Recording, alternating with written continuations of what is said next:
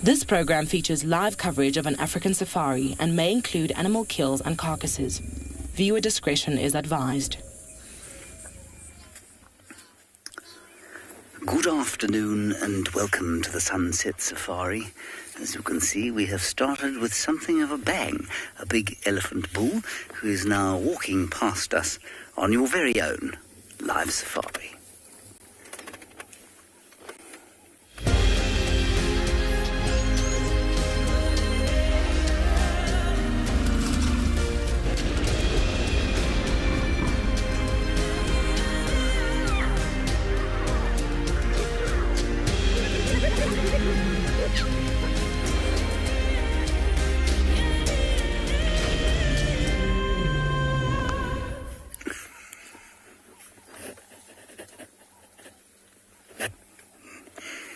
We're still here with our elephant bull, obviously. I hope you're all having a good afternoon or morning or evening, wherever you happen to find yourselves on our very flying planet, a planet that we're doing our very best to destroy, but which hopefully through a connection with nature that you are receiving and that I am receiving by being in nature, we are mitigating to some extent. My name is James Henry. On camera today, the great gangster hoodlum from the Pretoria East, Niels de Klerk. And we're enjoying our Saturday afternoon thoroughly here on the western fringes of the Greater Kruger National Park at Djuma Private Game Reserve. We shall be joined by Ngala Private Game Reserve, also in a similar longitude. We'll be joined in the deserts of Tswalu and the Kalahari, the grasslands and savannas of the Masai Mara in Kenya. And where else? Oh yes, the magnificent sand forests and various other habitat types of Maputa land in KwaZulu-Natal, South Africa. Please do talk to us during the course of the safari. Allow me to get out of the way using the hashtag WildEarth on Twitter. Alternatively, you may use the email address kidsquestions@wildearth.tv, or you can go to our website and there's a question asking mechanism there, wildearth.tv. Niels, tell me when I can sit up. Let me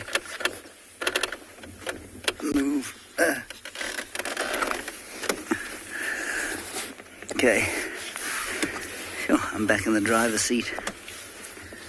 He's a magnificent old bull, this. He's not old, he's probably in his prime. I'd say he's about 35 to 40 years old. And he's been extremely tolerant of us. He hasn't reacted to us in any way.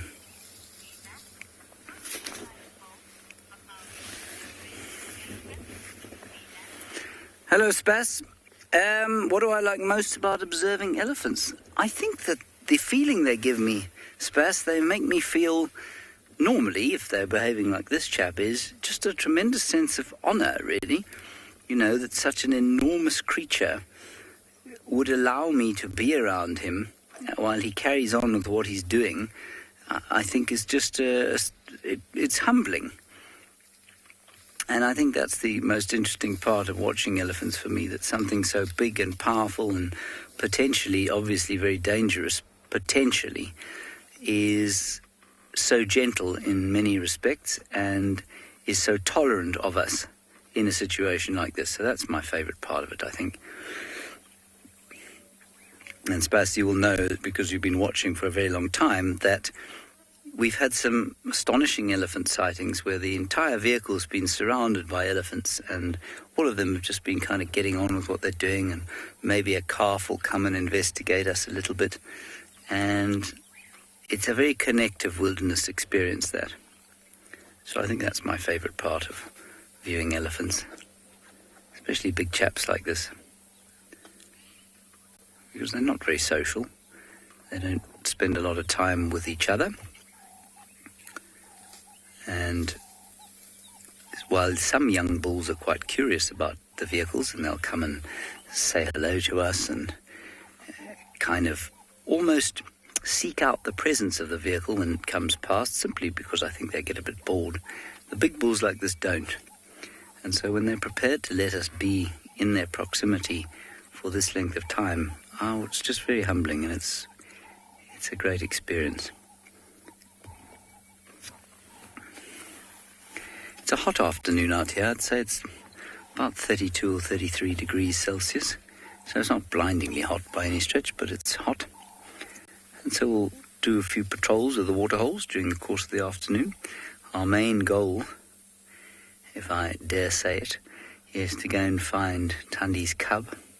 Lots of tracks around the Torchwood camp earlier today, so we'll head east and see if we can't pick up on where those went, because I haven't seen the little cub for the last month. And I feel that is not good for my psyche. It's not good for my soul, my spirit, my general well-being.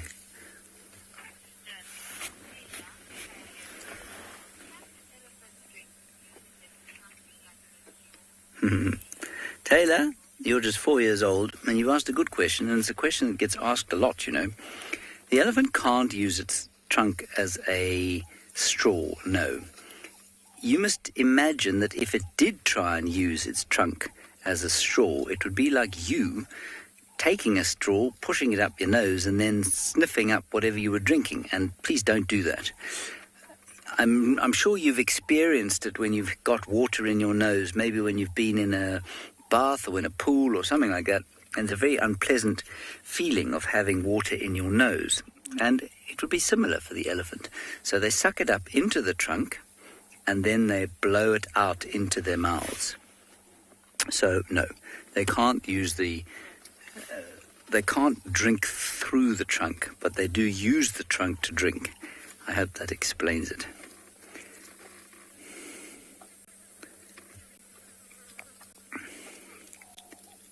He's eating little saplings of buffalo thorn, very popular tree for elephants, and a tree that has adapted to coping with being savaged by them on a regular basis. And I suspect these little saplings' parent is up and to the left. There's a big Ziziphus that's been broken down many times, and I'm sure that it has spawned these little ones, possibly with the help of another one somewhere else.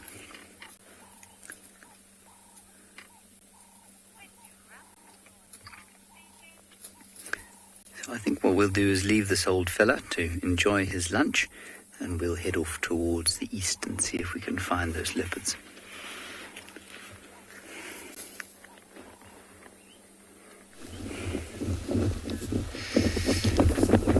Greeting everyone. Good afternoon from Djuma Private Game Reserve this afternoon, where it's shiny, a little warmer. It looks like it's all going to be a very interesting afternoon. We're just going to spend time visiting quite a lot of waterhole here to see if there is anything for us. My name's Andrew on camera. I have Gert this afternoon. So this is how we're going to be taking you to your afternoon venture safari. It's quite hot out here, 34 degrees, 94 Fahrenheit, which most animals, they will be still in shade for sure, but we're going to be working on the north into Bablusuk, one of the property out there, search for probably wild dogs. And then, of course, but it's always a very good idea to see what could be in the water hole. As you can see, these Egyptian geese also, they are around the water. And Egyptian geese, you also sometimes find them away from the water, and they all feed on short shoots of grasses, and they would pick up sometimes these little shoots of mushroom that take places around the water hole also, and they will eat on anything they can. Worms can be sometimes comes very noisy bird when they're threatened, especially looks like right now it's all okay because looks like all coupled in there, male and a female. But when other male arrive, it's a lot of noise because these male here won't be happy with the presence of surprise of arrival of another male. It results on fighting because it's always about winning females and dominating the area.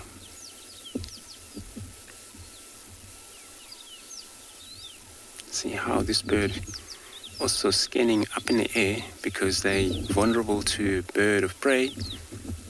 Big bird of prey out here can take that. Such a big bird like this, weighed like 2.2 kilogram, would be martial eagle.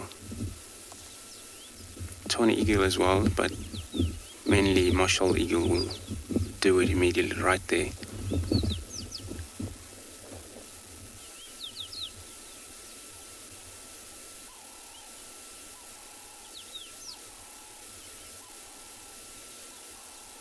So cool sound where most of birds are still in shade, but communication is still going on, and they will be flying out of this shade whenever it's cooling off. For them to come to drink into this very water hole would be a good idea.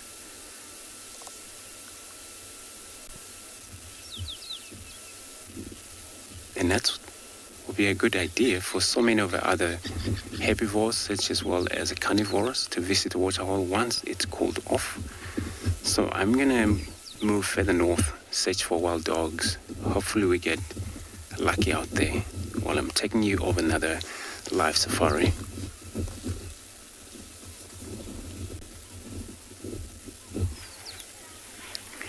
Right, our elephant has come a lot closer to us now. He's picked something else to eat. He's now only about 5 meters or so away. He's totally relaxed. It's not like he's threatened at all. So I'm very comfortable where we are here.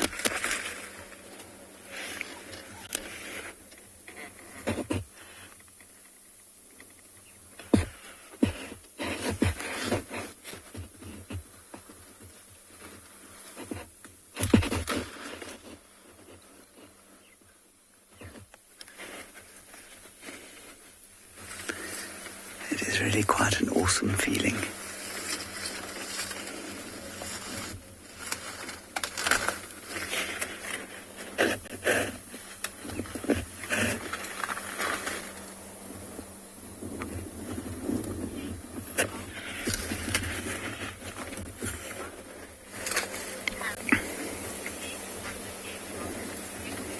Mm-hmm.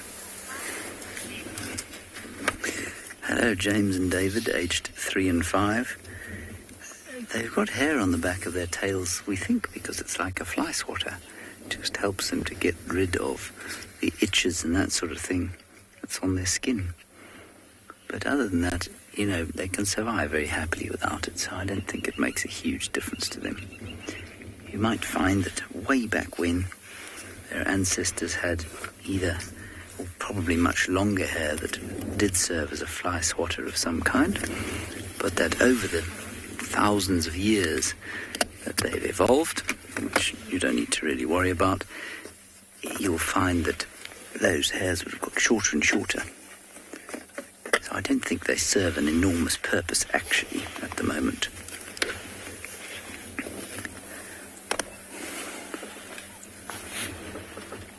I don't want to start the car and move, because he's so relaxed that I think, you know, if we start the car and move around him, I don't think he's going to be that pleased. So we'll just leave him. And he's so close to us.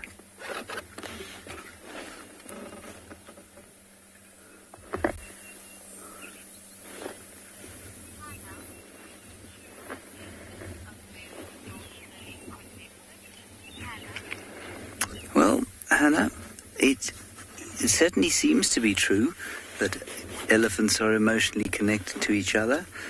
They have got enormous brains. They've got a lot of connections in their brains, and those connections help the elephants to be very social with each other. They're highly communicative. So yes, I think that it would be fair to say that they are very emotional. I'm just going to go forward a bit. He's moved away a little.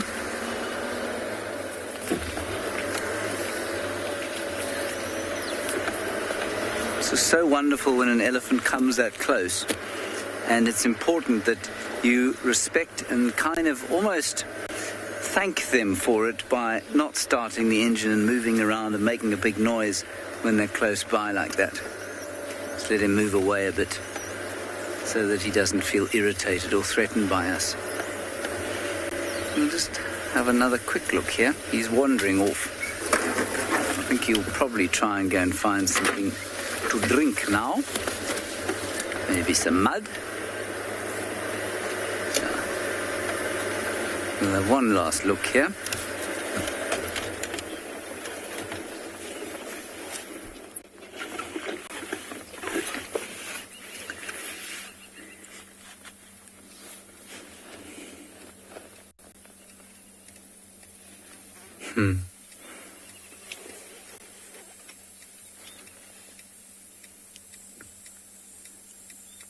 Very quiet afternoon, just a robin or two going. And the buzz of some cicadas.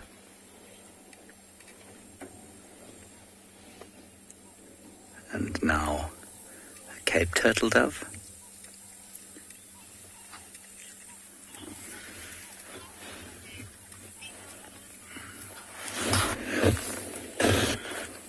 Peter, it's probably about a 50-50 ratio, males to females. I don't see why it would be any other way. It's not like more male calves die or get killed by, big rival males. Maybe slightly fewer males, but by and large it'll be a 50% ratio.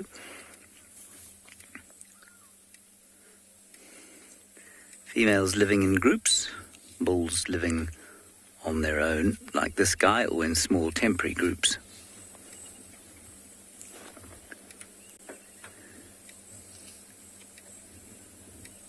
All the day, walking, eating, drinking, walking, eating, drinking, eating, walking, eating.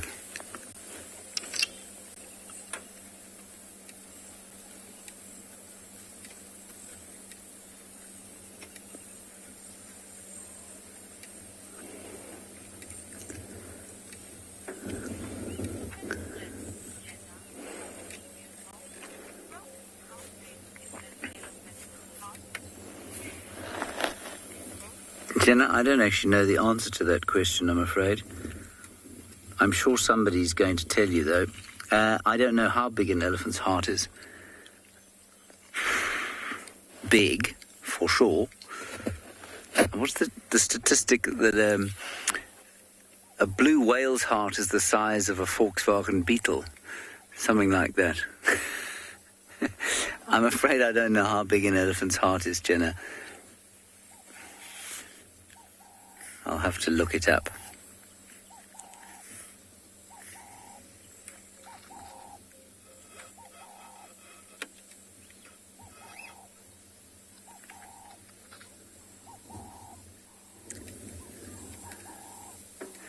All right, I think we're going to leave him. He's wandering off into the thick stuff.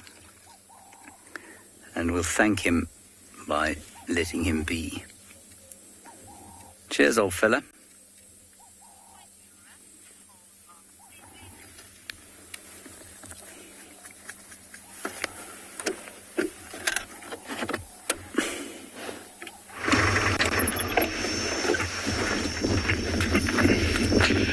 Welcome to Tswalu Kalahari. Another beautiful hot day here in the Kalahari.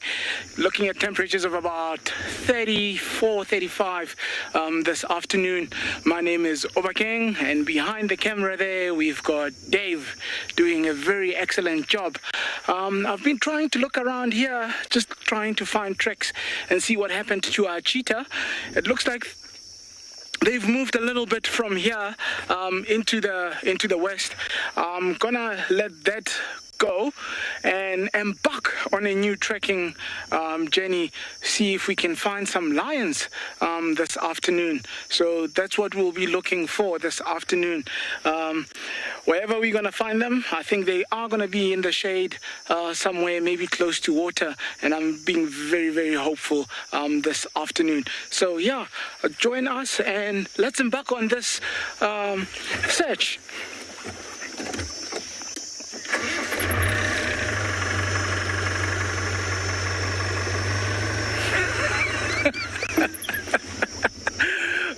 Michelle, I'm laughing because yesterday I was answering a question very similar to that about what is my favorite tree or what is my favorite thing in the wild.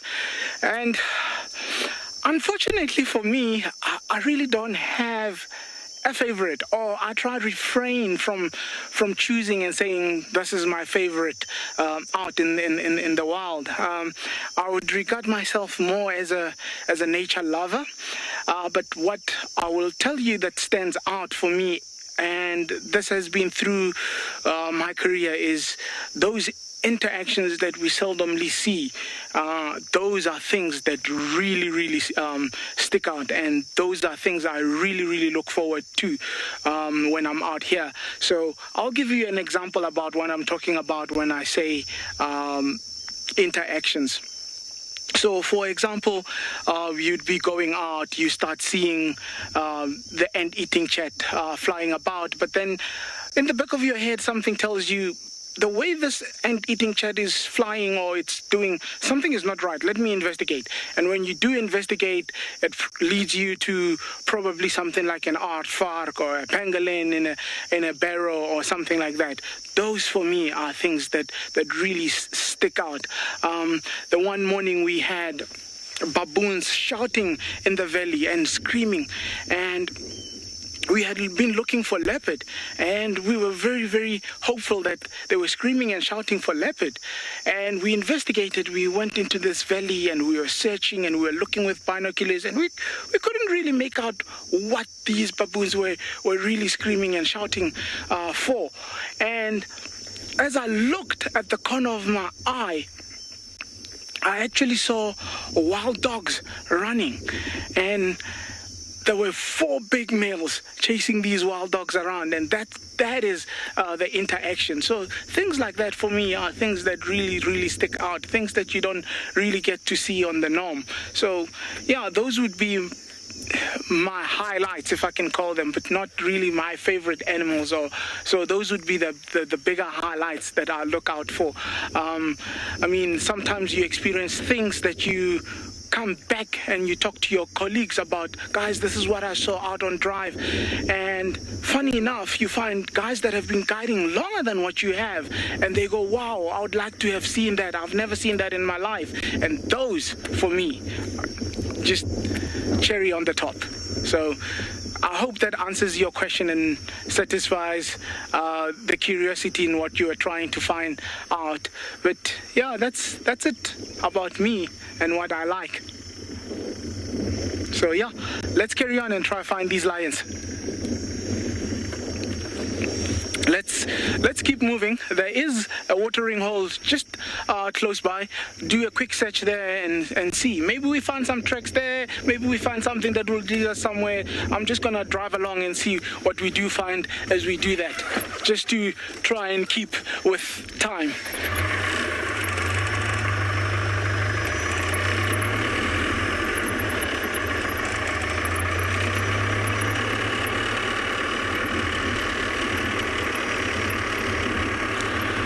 Megan, with the rock stars, we could try them, but chances are now the rock stars would be foraging.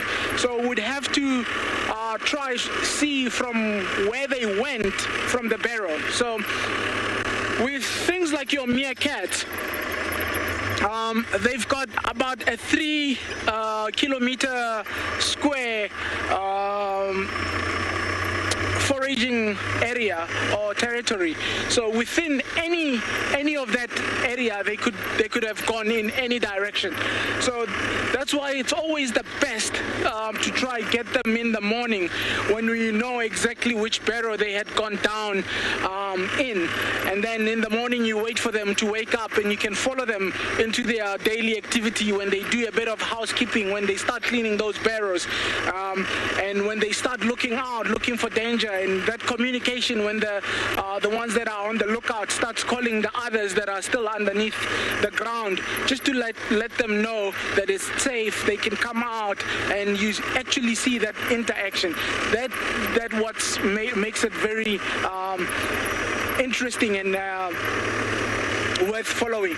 But in the afternoon, chances are wait until the sun almost hits the horizon and they're starting to come back to their barrows, and that's when you can get to see a little bit of interaction and see where they've been coming from or what they have been up to during the day. But for a time like now, it's still very hot. They could be far from the barrow. Yeah, it could be difficult to try and find them.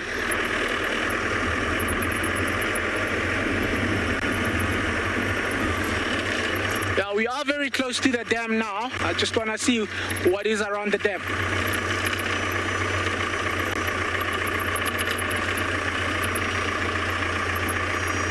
How spectacular is our rainbows here? Our rainbows are quite good here, given the fact that when we do get storms, sometimes you find the one end of the horizon is actually still sunny, and that gives way to big rainbows.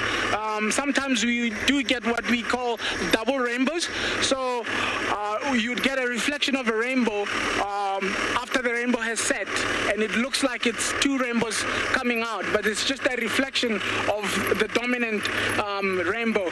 So what we have here by the water, we've got some giraffe. So I'll just try position for Dave to get a perfect shot for us here with a giraffe.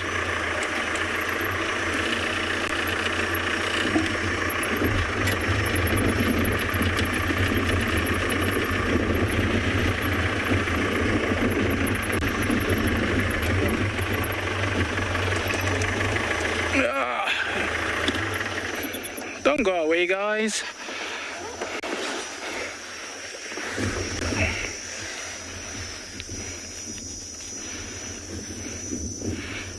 Another elegant walk there.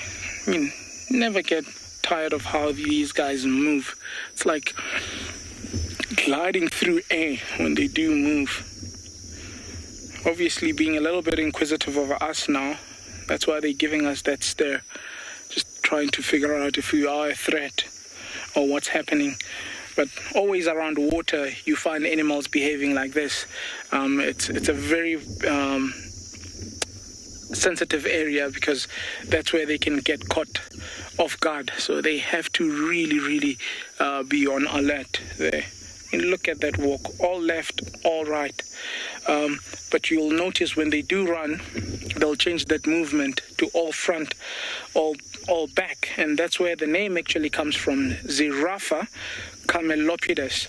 Giraffe coming from Hindi, referring to he who walks swiftly, and camelo taking a body of a camel, and lepidus referring to those spots right there that you see, and this is your southern giraffe.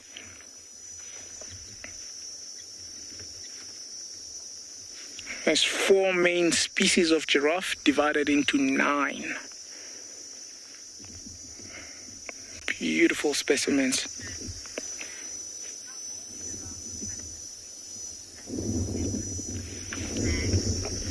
Mac, are all giraffe patterned unique like zebras? Definitely yes. All giraffe are patterned differently, and also what's very interesting about that is with the species, as I've mentioned that there's 4 species divided into 9, with each subspecies the different patterning of the blocks. So as you can see with this one, it almost looks like a hexagon or a block. You find others that almost look like a leaf. So there's different forms of those blotches or those blocks, and that's what defines them to be different species and subspecies. And also the height of the different subspecies, that's what denotes them to be subspecies or different species. Look at those long eyelashes. I mean, everything for a specific need. You'd wonder why they would have these, but I mean, think about an animal that has to eat in areas where it's thorny and so on, and stick their heads in bushes. Once anything touches those eyelashes, they know they can't go further, but then they've got the advantage of having this very, very long tongue.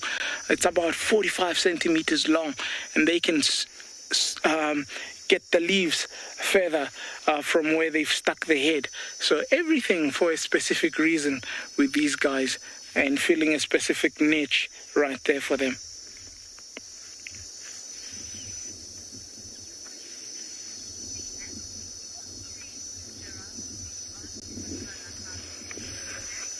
Sinek, what species of trees do giraffe feed on in the Kalahari?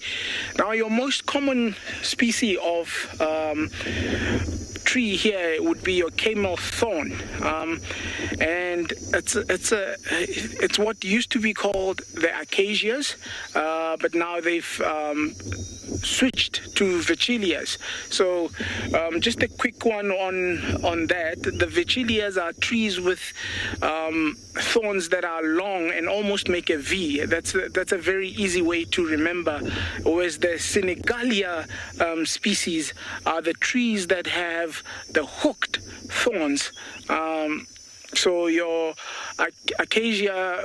your camel thorn would be your Vachilia uroloba, taken from the Acacia uroloba, and they've got these bipinnately compound leaves, meaning it's a small leaf that's been split into 2, and that's what they would actually be feeding on predominantly. But there's also the shepherd's tree that they will also feed on. So those are the 2 prominent trees that you find in the Kalahari, and the giraffe would definitely feed on those. We don't have a lot of broad-leaved trees in the Kalahari. As you can imagine, it's a very arid area, so thorns compensate for that, and also having to help the tree to protect itself. So those are the 2 most prominent.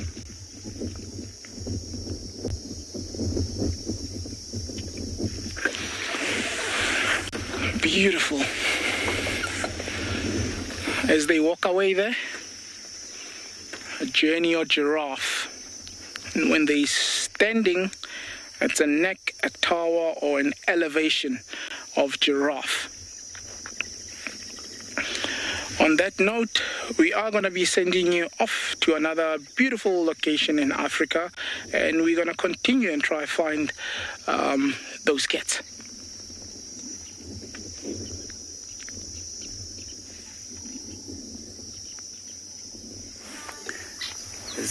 I'm just going to quickly go forward one sec, a little bit. There's this francolin shouting its head off.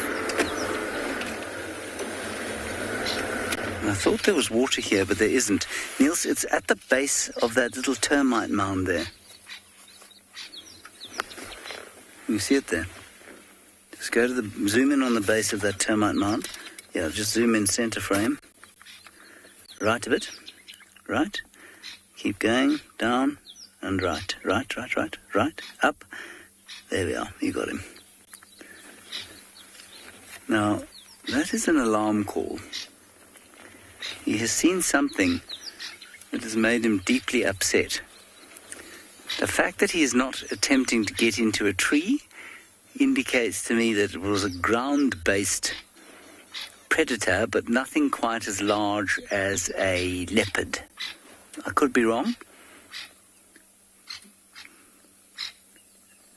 Could be a snake, could be a mongoose. Those are the two candidates I'd pick. Could be a leopard. There's another francolin coming to join him and check what all the fuss is about.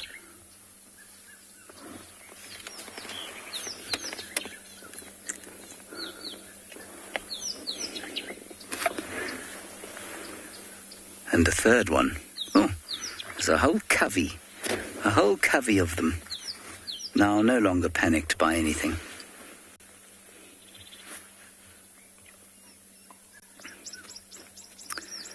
Could also have been freaked out by a bird of prey that flew over the top or flew overhead.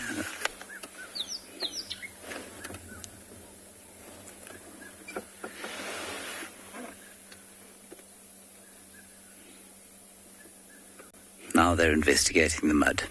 It looks like a sort of little group of slightly clueless old men who are fossicking around for something they don't really understand, if you know what I mean. They don't really, there's nothing there, it's just mud, but they're all kind of digging about and saying, oh, well, I wonder what's here. Yes, very interesting piece, that. Oh, yes, I agree. Joseph, what? Yes, oh, absolutely, Nathaniel. I think it's a beautiful piece of mud you found here.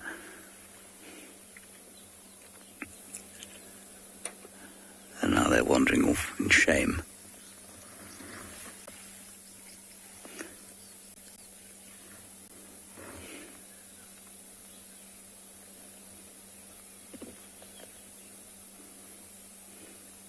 They always seem to be slightly nonplussed by life.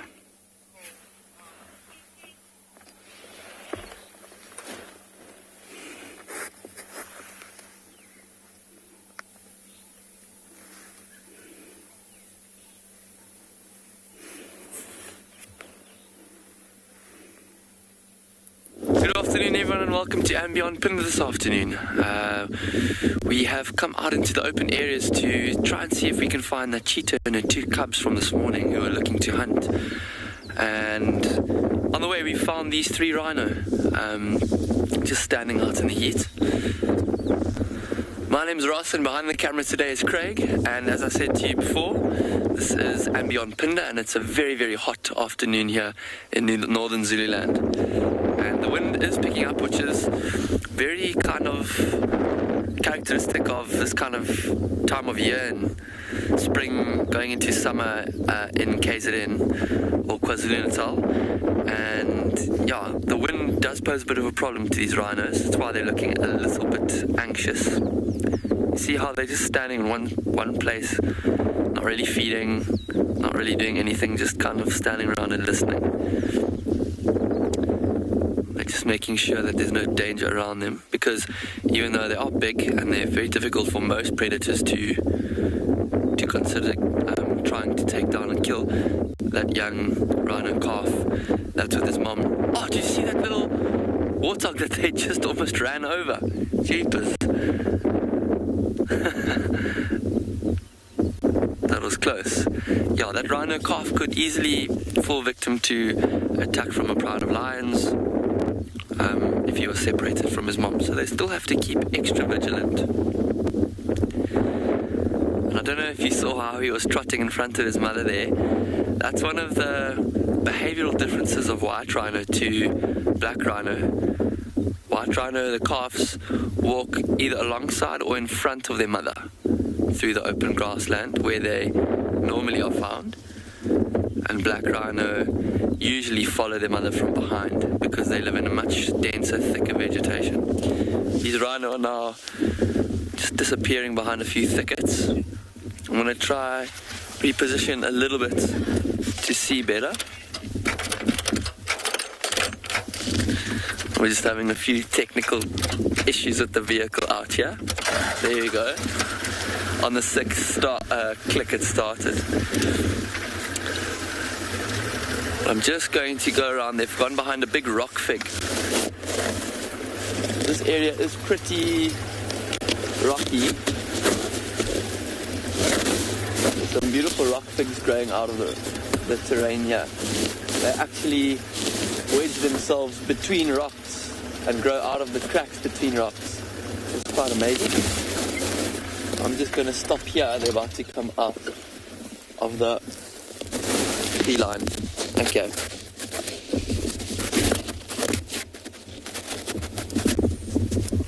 How cute is that little calf? And I don't know if you can see, the mum has 2 bumps on her nose because she's been dehorned, and she usually has 2 horns, which even when she's dehorned, they'll grow back within 2 years completely. They are made of keratin, which is the same substance as what our fingernails are made of, so they grow back, and it's harmless for them to be dehorned. But the little calf only has 1 little horn, and they only start growing their horn at about a year old, their 2nd horn.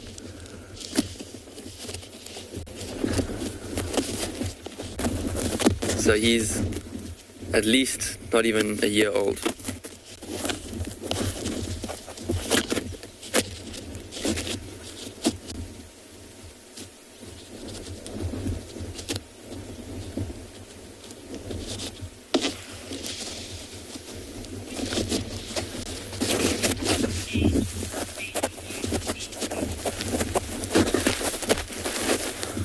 So Luke has asked, at what age will the baby rhino be dehorned?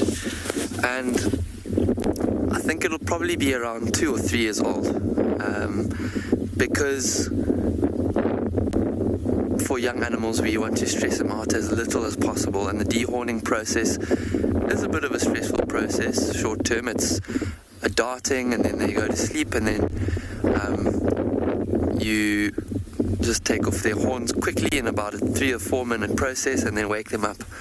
But for youngsters it can be quite stressful, so we'll wait for them to be 2 or 3, because while they're still dependent on their mom, imagine if a young rhino woke up before his mother, because you'd have to dart them at the same time and put them both to sleep and dehorn them at the same time. If he's too young and wakes up before his mother, there could be a lot of stress to see his mother sort of immobile, and you might even not be able to find her, be a bit disorientated. So not anytime soon, I don't think. I think about 1.5 years, and that's why her horn is actually starting to grow out a little bit as well, into a bit of a rounded point.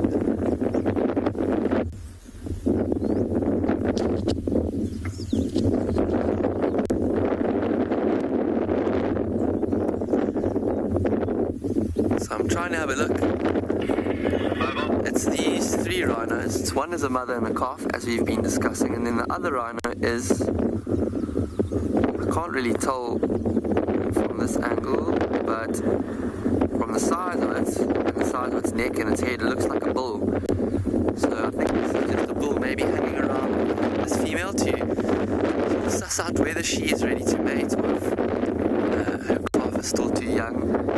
You'll be able to tell that, and he might hang around here just for a few hours, and they'll feed together for a little bit, peacefully, and then when he realizes that he is with calf and won't be ready to mate for at least a year or two, he will probably go about his own way.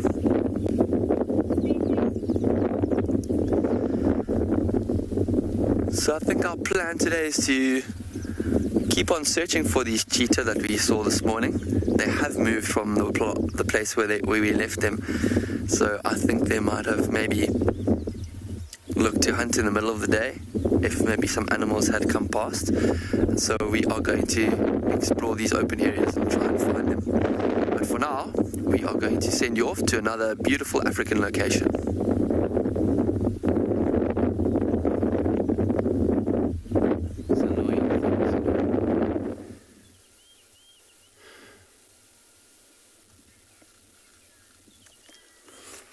Great, back with us again. So we're still on a process of heading into the last places where I thought this morning they saw wild dog. It's quite actually a long way out. We try a few waterholes around us, see if there's anything there we'll be drinking, but nothing yet with this. I think the temperature is still slightly way too hot for the animals to arrive into the waterhole. So we're going to be still heading slightly. We're actually working on the north into Bebelstoek this afternoon. And this is we'll probably just going to move on and see what else we see.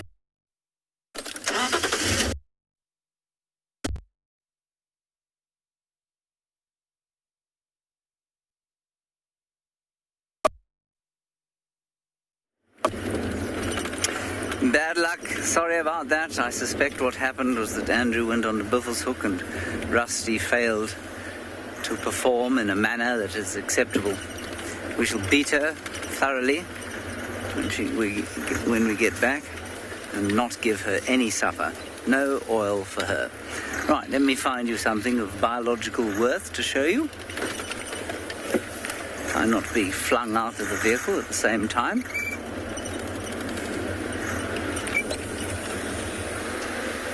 No, nothing of particular biological interest in this. Ah, yes, there we go. I've just seen something. Niels, don't worry, I'll bring it to you. Otherwise, I'm going to park you in the shade. Oh, dear. I seem to have left my radio behind. No? The other radio. We're all okay. Hang on, everyone. I'm just getting you a piece of fruit. A piece of fruit you'll be so amazed at. This is, for many of you, a familiar fruit. It is the fruit that tastes of a roast chicken and apple crumble meal at the same time. There it is. It is, of course, the beautifully named Cissus cornifolia, the bushman's grape, or in the other South African language of Afrikaans, it is known as the pertipus, or the horse's urine. This is the most apt name because it really does not smell good at all. But its fruit is quite pleasant, and so I shall taste it for your edification, entertainment, and amusement. I don't know how ripe this one is. This one is not ripe at all, and therefore tastes like a chewy and particularly bitter lemon. There it is, Cissus cornifolia. We're now nearing the eastern boundary, whereupon we shall, the eastern boundary of Djuma, and then we'll head down to the waterhole at Torchwood, which is where the tracks of Thandi and her baby were left this morning. Rexon, who's tracking her, reckons that she has a cub, not a cub, a kills. Zay, you want to know if the animals are going to eat dinner soon? I'm going to assume that you're one of our younger viewers. They eat all the time, depending on what kind of animal they are. And they don't always eat dinner. Sometimes they don't eat at all in the evening. So the cats, some of the big cats, will eat once every 4 days sometimes. I know one animal is definitely going to try and have dinner tonight.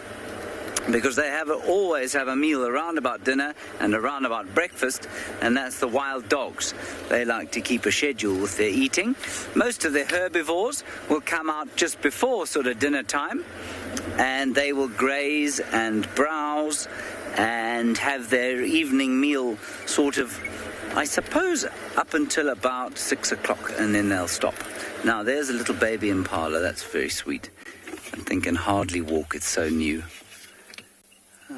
It's disappeared already, I'm afraid. We got a brief view. But a lot of animals, they will just eat all the time. Let me just go back a bit. Oh, there we go. Oh, there we go. Perfect.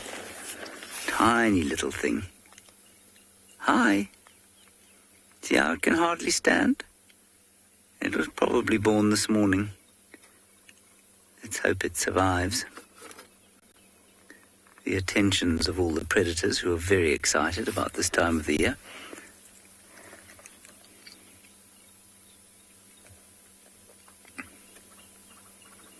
Looked like a starling jumping down, or floating down. Was it? Can't actually see it with my naked eye. Anyway, I'm just going to roll back quickly. I think it was an impala that I saw up on the cut line here. It was. Okay, let's carry on. Down towards the waterhole. Keeping an eye out for tracks as we go.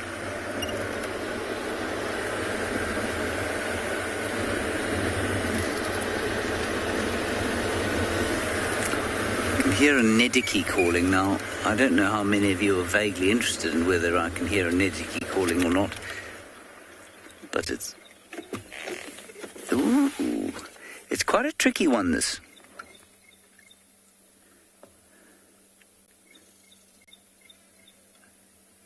So what that bird sounds like is half a nediki, which shouldn't have the second note, and half a Starling's wren warbler, which should have another 2 notes attached to it.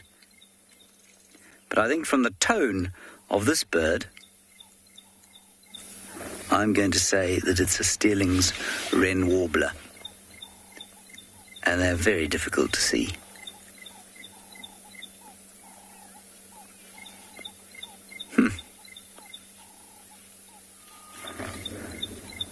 A Starling's wren warbler. Should probably depress the clutch as we move on.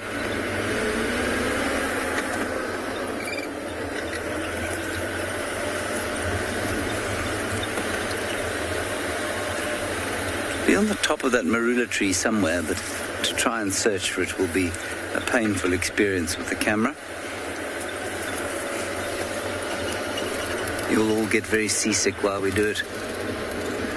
Now we must pay very close attention to the tops of the marula trees in the hopes that whatever Tundi has killed has been stashed up in one of the trees.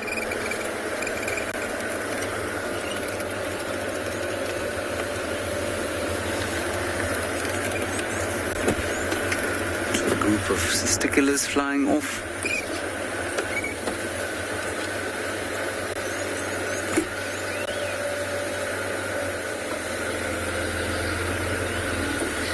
Another bird up here. You see the bird there, Niels? It's a red-billed buffalo weaver.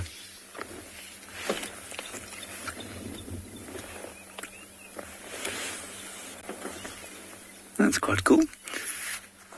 And they make those big blocks of flats, of sort of dead sticks.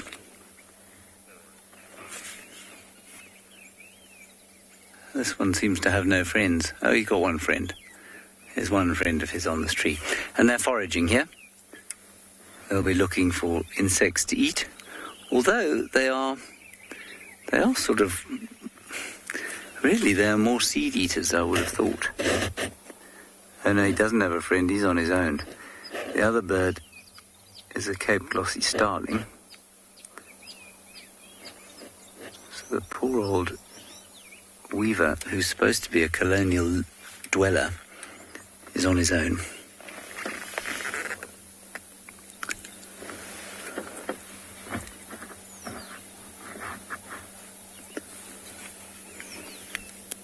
Are we still live? Just trying to find out if we're still live. Okay, good, we are. Just hadn't heard anything for a while. Okay, let's move on from here.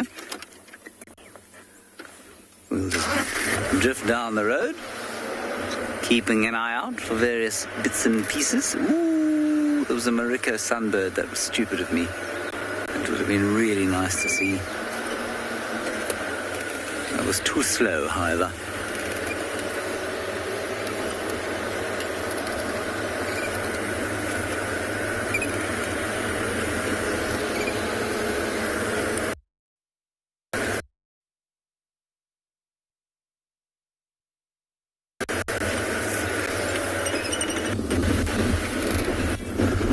Right, everyone, look what we found. Just on our journeys to find the cheetah, we found this beautiful black-bellied bustard. Just walking through the grass, looking to feed. And he's slowly walking away, and look how he moves his neck, his snake-like neck. And what he's looking for is grasshoppers or lizards or any other kind of small vertebrates or invertebrates that he could possibly eat. And all he does is walk through the grass until he finds something like that, and then he'll just gobble it up. I'm just going to reposition very quickly. He's coming out behind that tuft of grass. You can see him in all his glory. There he is. So now look, watch him, listen, turn up your volume. I don't know if you heard that, but that was him making his call. When he put back his head like that, he makes a call that sounds exactly like a champagne cork coming out of a bottle. So some people call this bird a champagne bird. And it's one of the most signature for me, the sounds that I associate most with the African bush. Whenever I hear it, I get quite chuffed. He's just going in and among these bushes now. He's very relaxed. He's not running away from us, but he is making life a little bit difficult to show you. So you're just going to wait to see if he comes out on the other side of this big bush. There he is. I'd love for him to do his sound for you again. Watch, he's doing it. It almost sounds like a sound that shouldn't come from a bird. It almost sounds like a sound from a cartoon or something. But I'll try and imitate it for you. It sounds like he goes like, wah, and then he winds up, he puts his neck back, and then he goes like that, exactly like that. And yeah, it's like it's very unexpected to hear that sound out in the bush. You think someone's popping champagne. I'm still having technical issues with starting my car here, so you might just have to watch me struggling for a little bit. But he might even come out behind the bush. So for now, while we deal with our car trouble, we're going to send you off to another live location and keep on heading towards the cheetah that we hopefully are going to find somewhere around these open areas.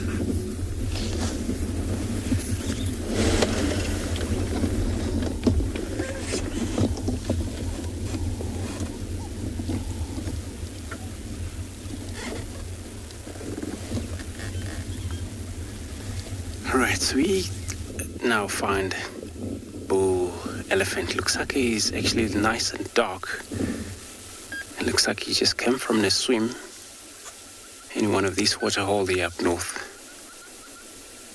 And there's only one bull, so it could happen that some of the other members are still out of reach for him. He's going to pop out right, slightly close to our vehicle there. You can tell how these tusks are wide or pretty much bright, cleaned from swimming. Though they get dirty because they use them quite often during the feeding the tusk help the trunk very much break off the branches. He decided just to freeze on the other side of these bushes, but he will come out, find some nutritions there. I'm gonna slightly maybe move forward.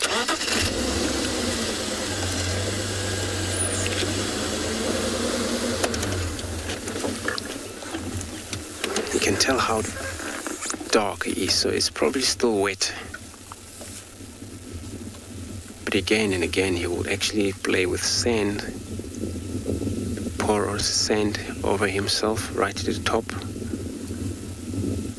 This is all about getting rid of the flies. Who would think that they have very thick skin, layer of a skin, which definitely, yes, they do, but they also feel anything that land on their skin, flies, ticks bite as well.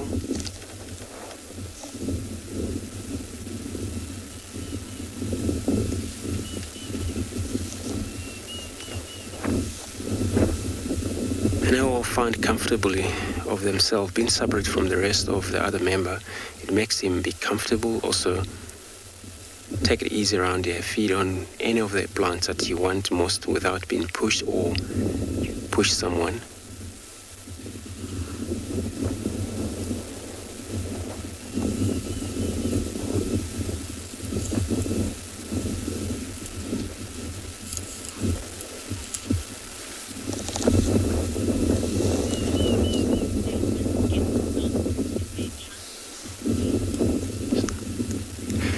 Sorry, you want to repeat that question again from Luke?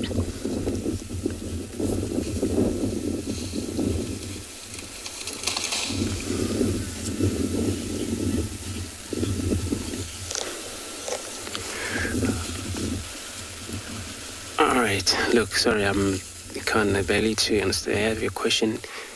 I know you mean that the elephant ever have smack, or probably mean maybe broken tusks, or if is that the case, they do definitely break off their tusks. And then it's come from usually when they fight or push over big trees around here. And this is how sometimes it happens when they lost their tusks, and of course doesn't really grow back once it's off, especially this age of this bull we're looking at right now.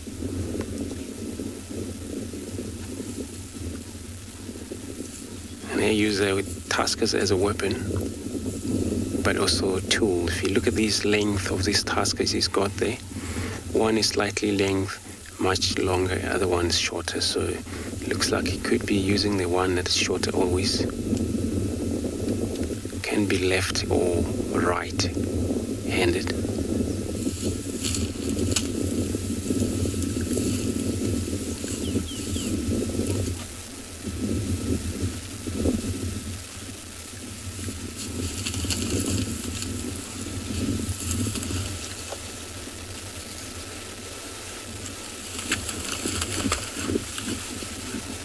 In the trunk, it's so important to have. You're able to use it to smell any of the food around here, bushes, trees, grasses. And from there, you were able to pick up which favorite you want. And sometimes during a week, take places. Some of the plants which they have tubers under the ground, which is anything from about maybe 300, 400, 500 inches down below surface, and they were able to smell that as well, and they all turn around and start to dig for that tubers.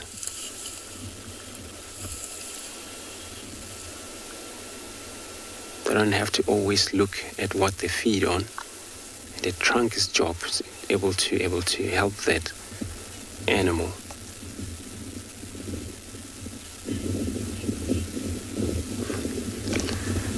Rosalind So, you want to know if elephants ever abandon their babies? They don't really. They're one of the animals that they will care of their babies. And then if that happened, sometimes you found that maybe something happened to the mother and the young one maybe somehow get lost in the mission, which is very rare but if that happened, the whole members will probably look around or communicate with that little one, since they have to make sure that little one rejoin back to the group again. But if it's no response, then in that case, the baby will get lost for maybe a few weeks. If it doesn't actually hooked up with the same group again, and results of being separated for a long time. If it's still under the age where they will be actually still get hunted by lions, this is where they become vulnerable. But yeah, it's very rare for mother to abandon a baby. They're all just very good on how they take care of each other.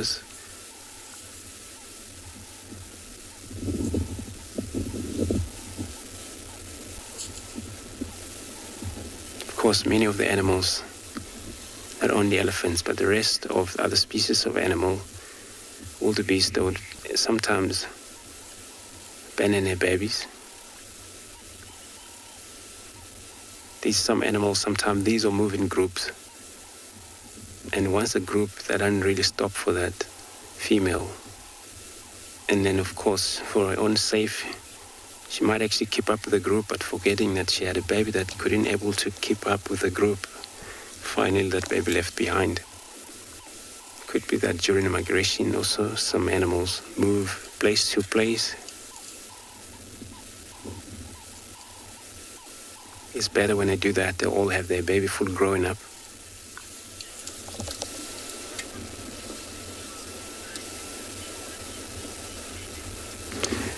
Jennifer, no, I haven't been charged by elephant, but of course these animals are one of the animals that can sometimes charge cars, charge human or anything around them. So it's something to do what the behavior of that animal is. So it's all about understanding the behavior of the animal before you get close to it. Even when you're on foot, distance it counts, because it provides a safety of yourself and also comfortable for the animal at the same time. It needed. So that charging situation comes to in a few different effect, where we all sometimes forget that this animal is dangerous and we have a gun on foot. Of course, whenever there's a charge, we're probably going to shoot it, or in that case, charge is going to happen, killing is going to happen. So I'm still on my way to that last place where they saw a dog this morning. I'm going to work around there. Hopefully we get you update what's happening while I'm taking you over another live guide.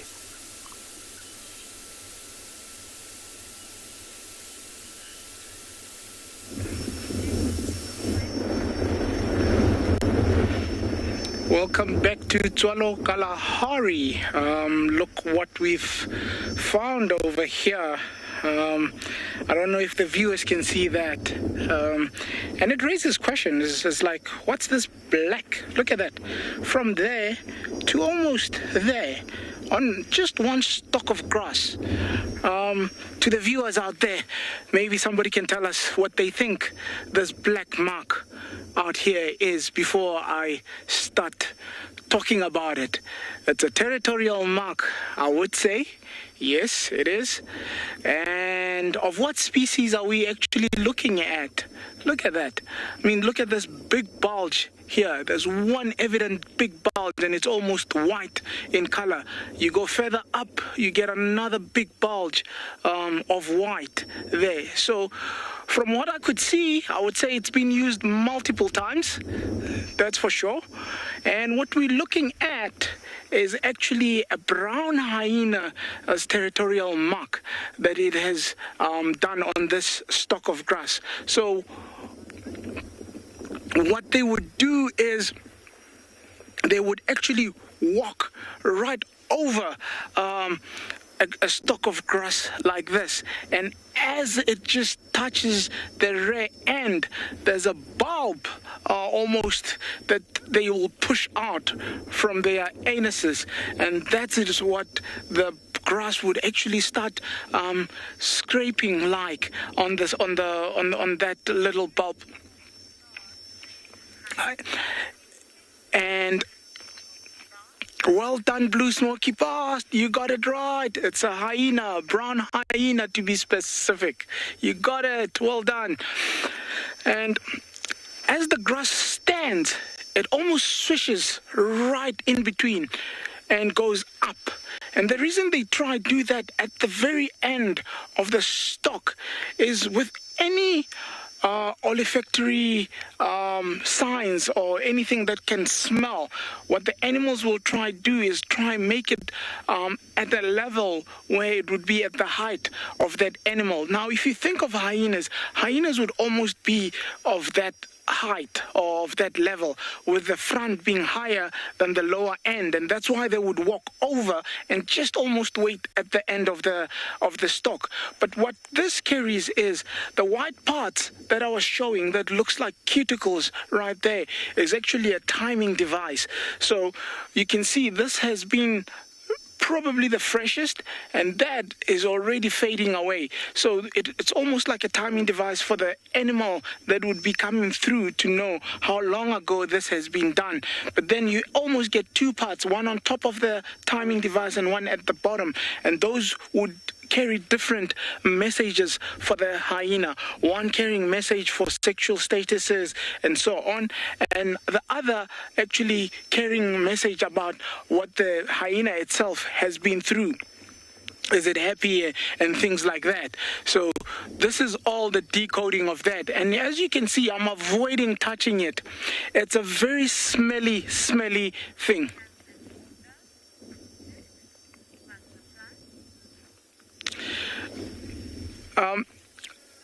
Can you repeat the question for me there? I missed a bit of it.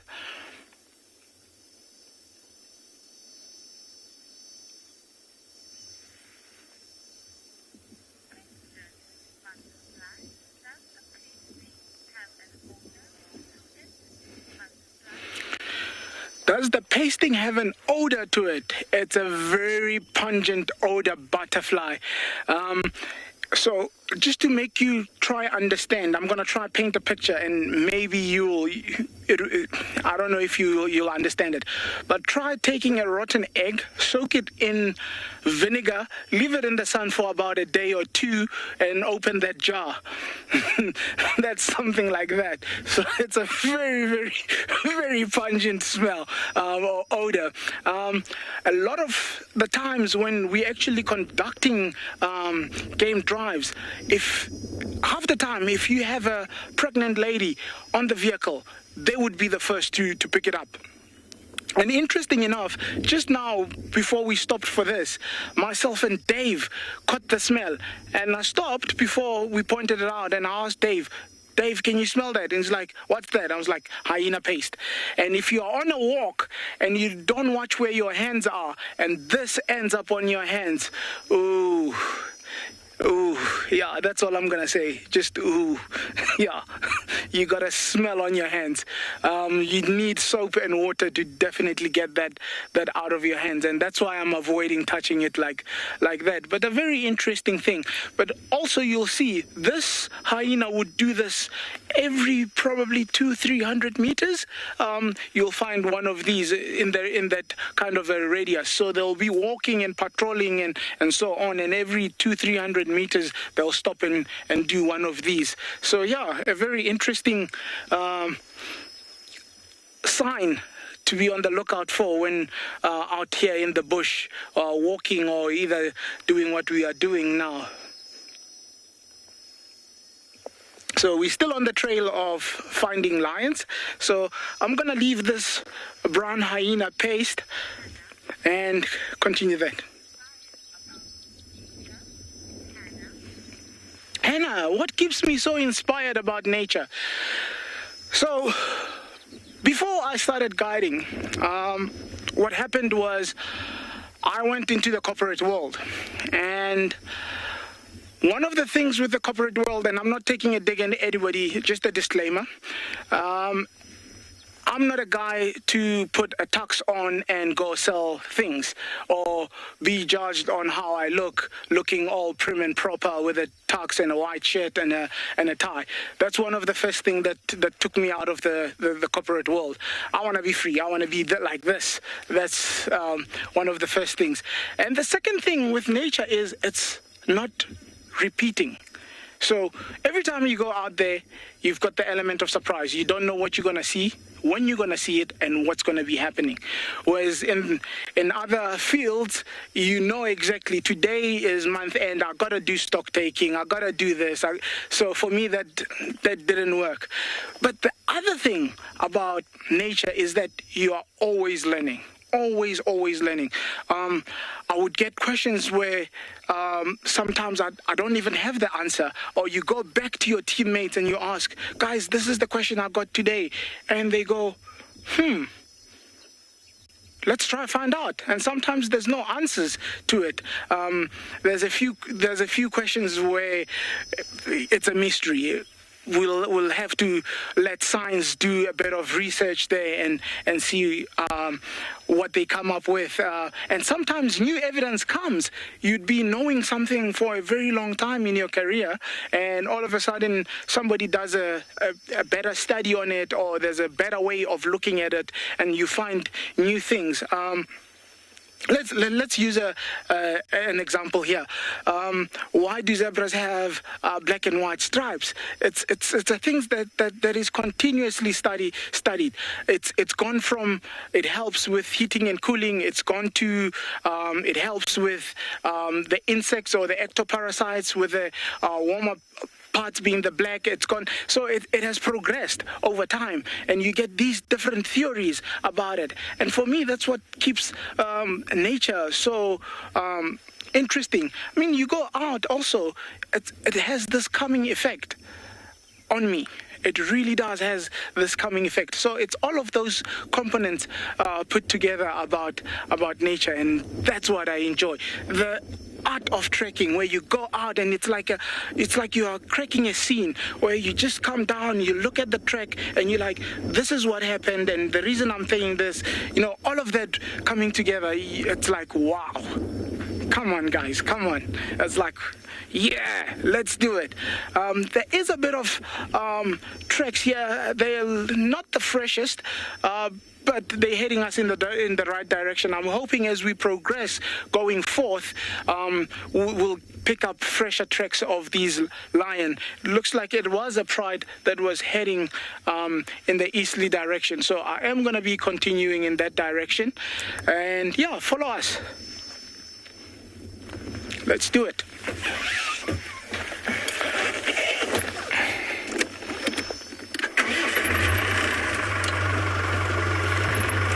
So while we follow on these tracks, I'll send you off to another very beautiful location in Africa.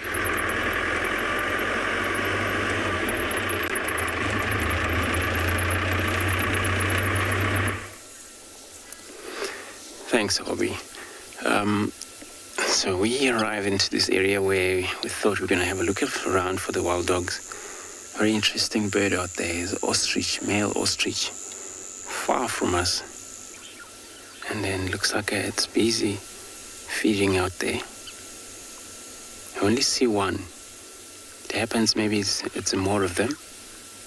We only found out by maybe when we got closer, when we got time for it. The ostrich out here, they're not so relaxed. They'll probably run away.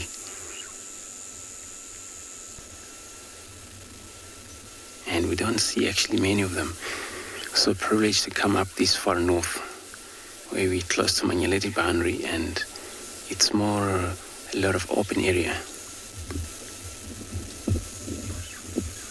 And this is where these birds most like to be around, and where they can see better.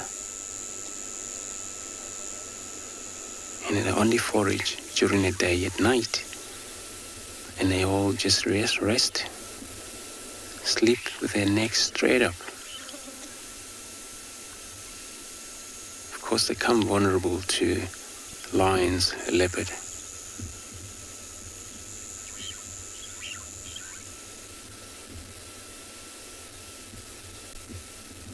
He just went behind the bush there.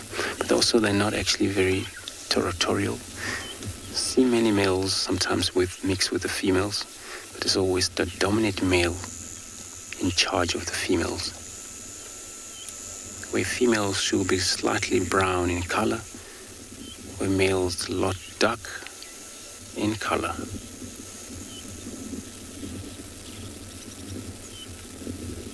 And they eat pretty much leaves, shoots of grasses, wild flowers.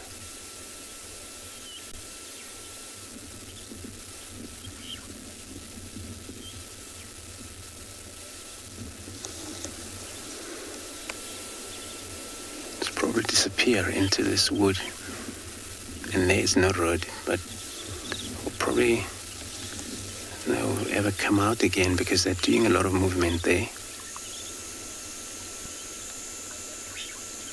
Yeah, there it is. We've got there still. Got to be only one male sometimes. And I do kind of make very interesting call where you would think it could be maybe lions and the far distances. This is all about communications.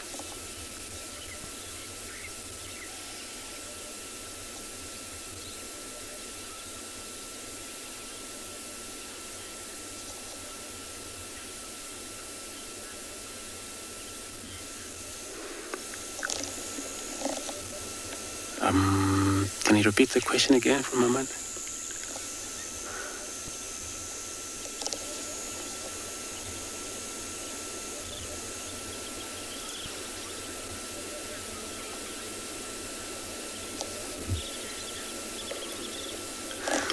Amanda, thank you so much for the question. You want to know if these birds have a crop just like the other bird. And along their throat, they have kind of like a little pouch. When this is when they feed, all food goes straight, kind of like a very swollen throat they got. This is also when they drink water, allows the water to stuck just before they strain it up for your neck, for the water to slide down into the tummy. So they're slightly more different to most other birds, ostriches. And where you find some normal birds where you find they actually digesting is kind of very strong, where we're able to digest some kind of even little stones, where these can't, due to their weak digestions. So when they defecate, also they defecate with a lot of liquid, which is actually a lot of a liquid come out of the poop at the same time when they defecate, where most birds come very hard slightly.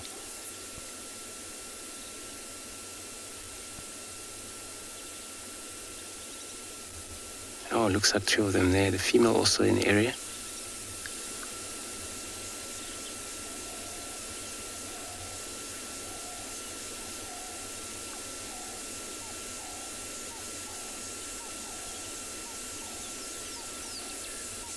It looks like they're going to disappear back into Mangaleti that way, because they're now moving kind of like northwards instead of coming towards us.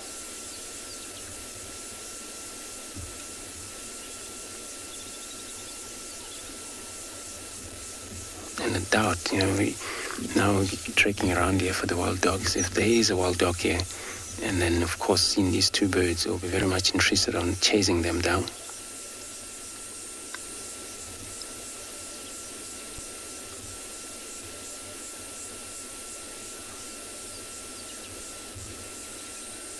They're all able to defend themselves, but not against the male lion or other big cats like leopard, lions. But any attack that takes place, they have very prominent nailed claw which they're able to protect themselves.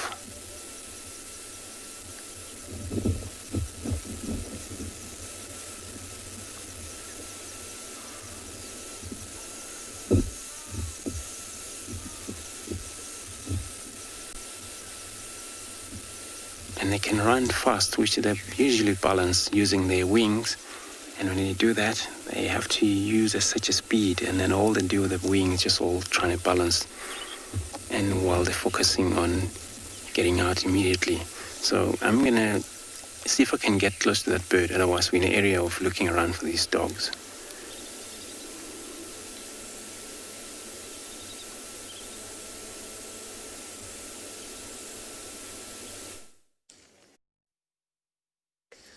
Well, a very exciting afternoon for us on this hot day, as we have found a lion, a young male lion, sitting in the shade of a tree, which is quite cool. It's been a long time since we've seen some male lions. My name is Taylor McCurdy, and on camera with me today, as always, is BK. We're here at Pinelands Conservancy, which is part of the Greater Kruger as well as Bululi Game Reserve. Now, I'm not sure yet which lion this is, but I suspect it's one of two brothers that we have seen in the past, but I haven't seen them for many, many months now. But let's have a closer look. From what I can remember, unfortunately, I recently wiped my mobile device, and I don't have any ID shots of the two boys together. Is the two young boys, one had very tatty ears, and the other one, and I suspect he was the one that also had the injury to one of his legs, where he was struggling to walk. So I've just actually asked if anyone could send me some pictures so we can compare and have a quick look. But we'll wait for that. But we've kept our distance this afternoon, as I don't want him to go charging off, as they've been notorious for being quite nervous. And I don't know how many vehicles. Wow. But normally we just see their tracks, and we don't often get to spend very much time with them. But hopefully they come back into the western corner of Pinelands, where we used to see them fairly regularly, which will be quite nice. But there's only one lion here, so I don't know where the other male is. But if you have been watching for quite some time, and you do remember these two young male lions that I have told you, that Mike has showed you, that I have showed you, then please let us know. Send some screenshots in if you've got of the two of them. I know we've had some nice sightings of the two of them together, and it would be really great to do a little comparison. You could see on both of his ears, but particularly his left ear, it was quite sort of tatty, whether the flies have bitten them quite badly, or maybe just from scrapping over carcasses. Ears always tend to get quite damaged. But I'm going to keep my voice down, and we're not going to stay here for too long either. We'll come back a little bit later. There are many people on safari this afternoon here at Pinelands, and there are lots of excited guests who want to see this beautiful big cat. So you know what we like to do. We like to sit and spend time with these animals, so we'll let everybody come in and view them, and then once they've finished with their sightings, then we'll hopefully be free to come and spend a fair amount of time, should he still be around. So after this, I think we'll probably head around towards Leopard Dam and see if we can't do our usual pool party with the elephants and maybe some buffalo. And I have seen Susan and her herd today, so I'd like to find those elephants in particular. Oh, well, I'm glad that you're all very excited to see this lion. Yeah, it's been some time, hey? And I think maybe he's felt comfortable to push back onto Pinelands because the two big male lions, the Masungulo males, that have taken over what we call the Ngati pride, which is a pride of lions that has somewhere between 8 or 9 lionesses. There's at least 11 cubs at the moment, which is exciting. I got to see, how many cubs did I see? 7 of the cubs the other day. And just recently there was a couple of lionesses with 11 cubs. And we're seeing just off of our traverse, just on Jijani, which is on our northern boundary. Now, in case you don't know what happened, I'll just do a very quick recap, seeing as though the tale of this boy and one of his brothers hasn't been told for a while. But they were pushed out about a year ago when the Masungulo male lions pushed on in, and those two big males ended up killing a lioness. They ate her. They gave these two youngsters a hiding, as you could imagine, so they... And we also think that that's what happened with Lagatha, the lone lioness, is that there must have been an altercation there, and she also got out of there as quick as she can, because it's quite unusual for a lioness to push out at such a young age and spend some time on her own. And we have seen her interact with the other lionesses. Apologies, everyone. I've got severe audio issues today. It might be the heat. Who knows what it might be? But hopefully you got the gist of that. But he's not going to do much. He's pretty much just going to sleep there like that. Under the shade. It's very, very hot today. And I'm sure a little bit later he will get moving. We probably drove past him today at some point. He could have just been laying up in some denser vegetation.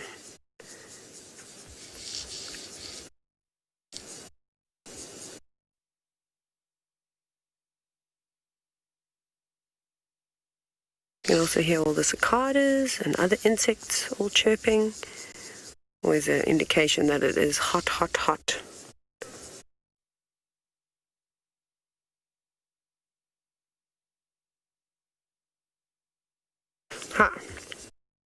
So I'm just having a look at some pictures that are coming through now. Thank you very much to Picky on Twitter, who sent me some pictures.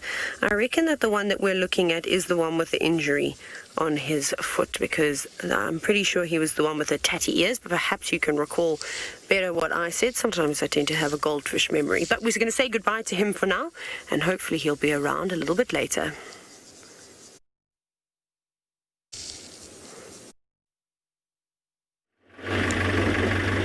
Do you still have them?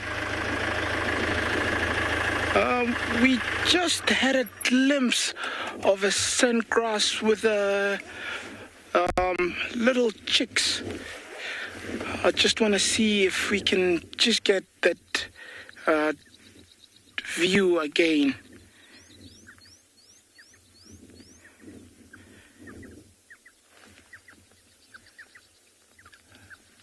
The mother is calling, but these chicks must have just hatched, I'd say, a day or two. Very, very tiny little things.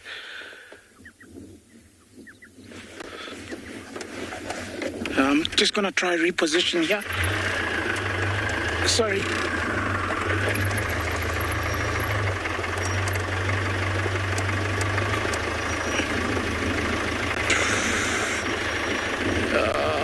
They're just behind camouflages.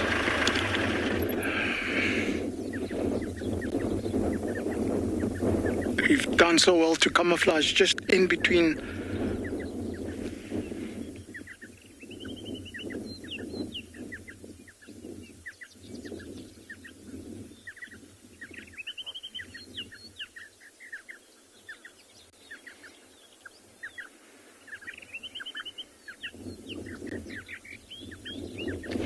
There they are. There's one. Tiny little things. Must have just hatched, I'd say, early today. It's still wobbly. Look at that.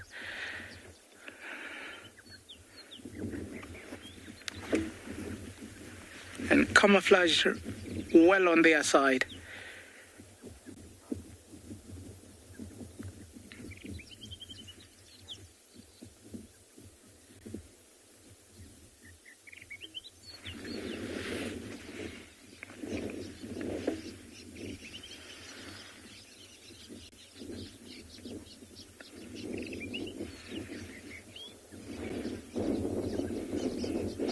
There's the second one coming through. They just camouflaging with the bushes there, and obviously being ground nesters, they have to camouflage like that. But the interesting thing is, this female would be able to actually fly towards water and carry some back for these chicks and try cool them. And also when they incubate, that's how they'll also try keep the eggs cool and not overheating from the heat reflecting from the sand. So they've got a very interesting form of patch in front of their chest, where the feathers there don't have a full capsulated shaft, but the water molecule just fills it back and make it a full capsule. And when they fly, the water sticks on that on those shaft,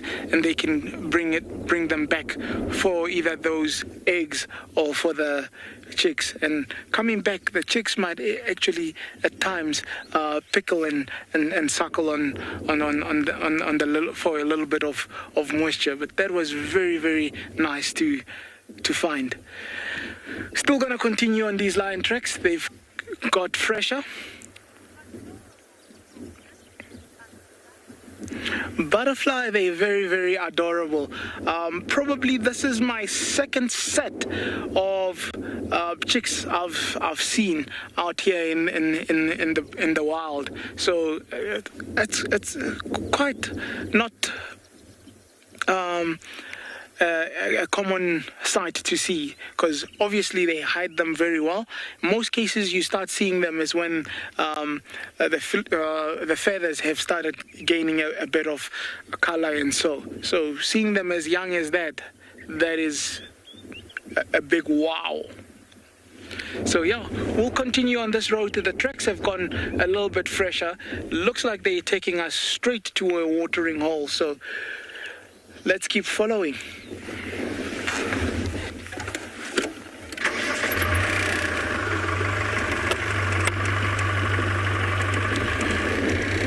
Whilst we follow on these tracks, I'm gonna send you off to another very beautiful location in Africa.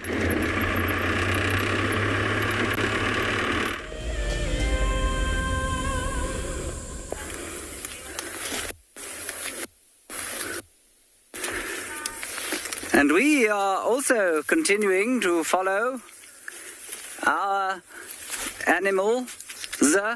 We found tracks of Thandi, and I'm afraid we have not found her yet. And so what I'm doing for this particular segment is climbing my favorite tree out here, which is the low-felt milkberry, because it's like a fairy tale tree. It's not a very fairy tale climbing tree, mind, but there it is. Hello! Are you impressed, Niels? Very much, he says. Good. Fantastic. It's difficult to impress a gangmaster from Pretoria, but there it is. And it's called the milkberry because it has a berry that is, milky. And, in fact, you can see the milk or the latex in the leaves.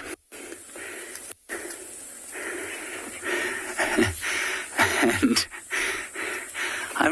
I think that the reason actually that it's my favorite tree was the very first one I learnt was on Ngala, the northern sections of Ngala. And it really just looked like something out of a Tolkien novel. And so from then it was my favorite tree. And the fruit's quite sweet. It's not absolutely delicious, but it's quite nice. And so I just thought I'd do a little bit of tree climbing, see if I could get some vantage from which to see Thandi and her baby cub. And as yet I can hear a squirrel shouting, but that's all. So now I shall descend the tree, and if you hear a great rending of branches, you'll know I've fallen.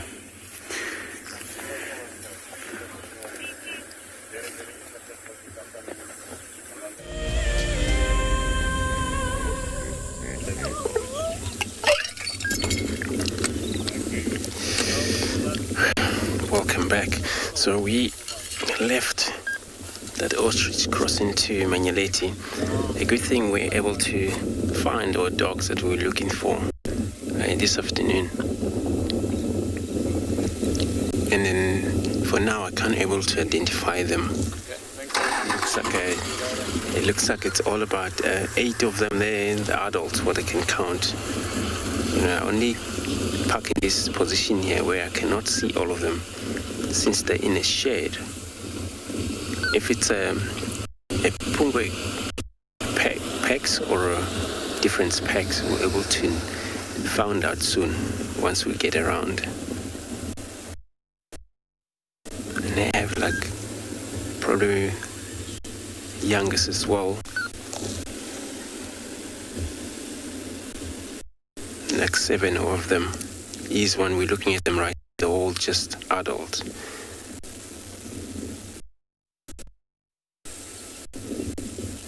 Now all this young one over here.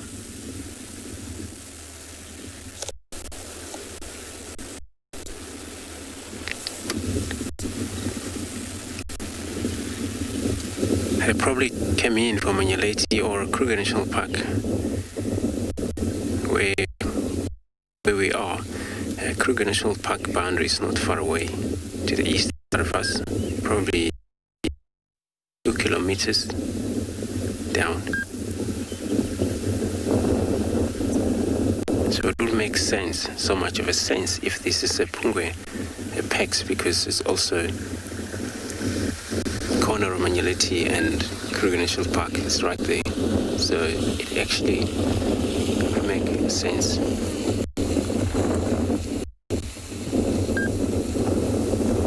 There's so much of a wind here. We actually, since we get here, seen them so much, they're looking around and probably alert or probably searching around for looking if they can see something from distance, because they are day hunter animal.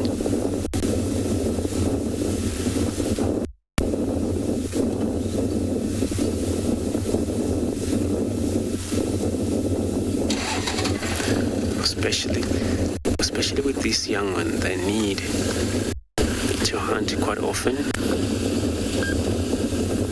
so that they will able to feed them by regurgitating meat chunks will be all thrown out for them to eat whenever they kill. The young one may participate on the killing scene by eating, but in turn, when the meat all carcass done, they will squeal to their mother if it was not enough for them. And their mother, they were able to throw out a little bit for them to eat. Again, they will hold back some of their chunks, which later they may do that. All members cooperate, regurgitate for these young ones, able to feed.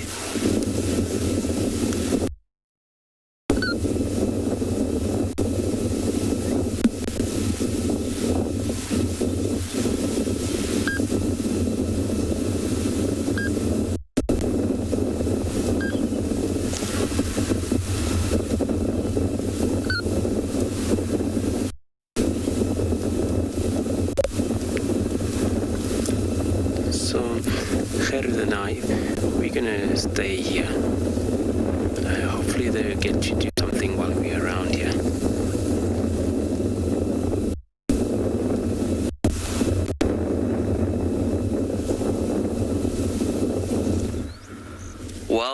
Well, look who we found after almost an hour and a half, 2 hours of searching for these guys.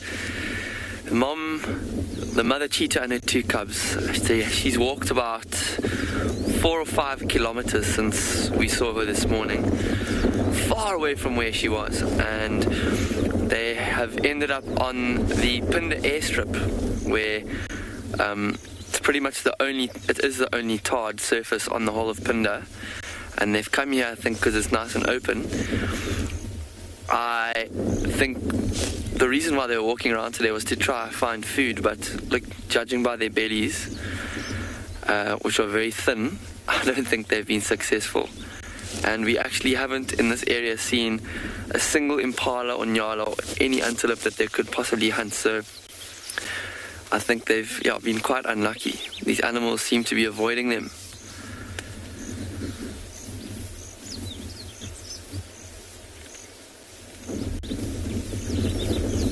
But I think they've been sleeping here for quite a while now. They might have actually I've only just come out here, because it's only very, very recently beginning cooler. They were probably under a tree for most of the day after they'd walked here, and now they've lain out right in the open for us.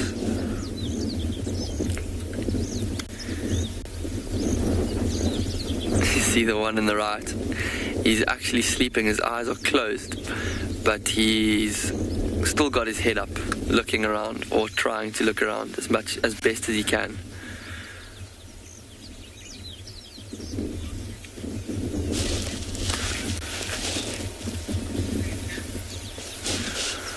Linda, I agree. These are such precious animals.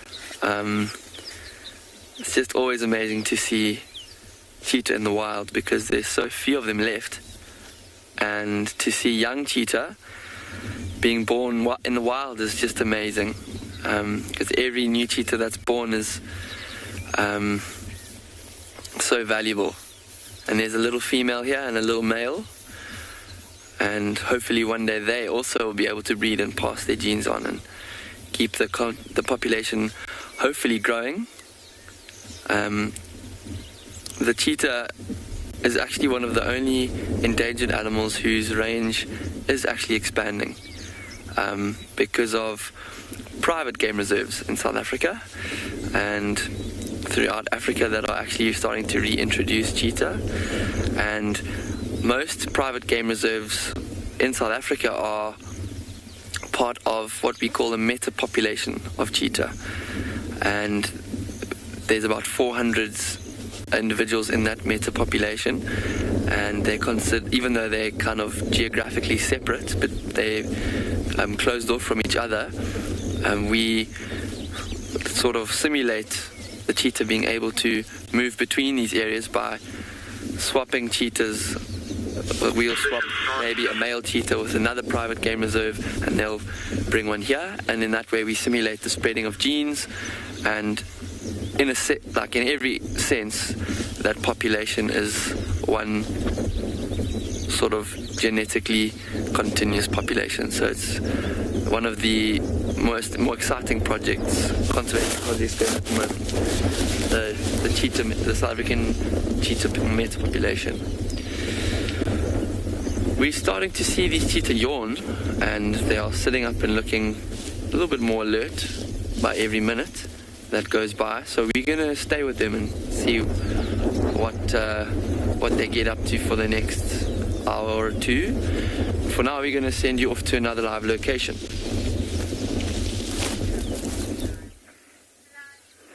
I just like it when a plan and the tracking just works.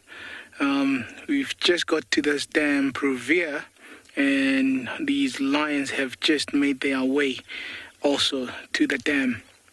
Doesn't look like it's all of the pride though. We've just seen the four, one big female, a sub-adult female, and the two young boys coming to drink. So let's stick around and see what happens.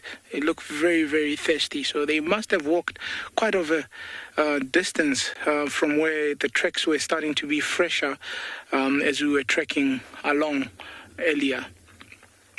I'm hoping it's either they take us to the rest of the pride or they continue on their journey of what made the whole pride split. Chances are it could have been hunting that made them split. So if that was the case, it would be interesting to see what happens. There's a bit of cloud cover coming over us, so that would also make it much conducive for these guys, actually, because then it means that the Kalahari would be much cooler for them, and we might get a bit of activity out of them. Just look at that skyline there, just closing up and making it by far very cool. So let's see what happens.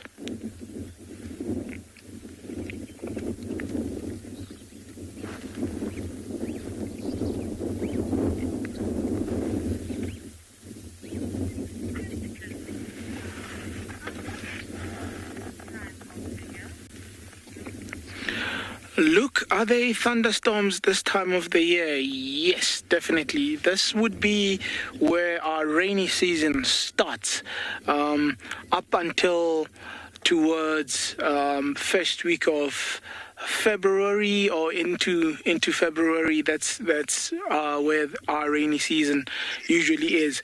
We might sometimes get one late rain into our April, and that would be it.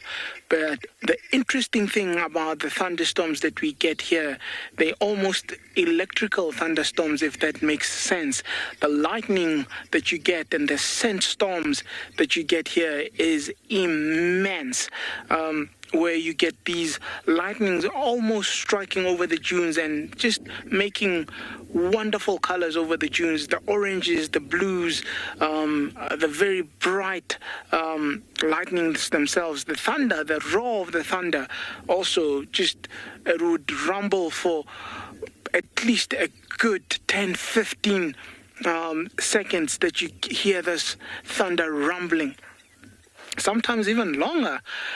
So it can be very dramatical to see these storms come through.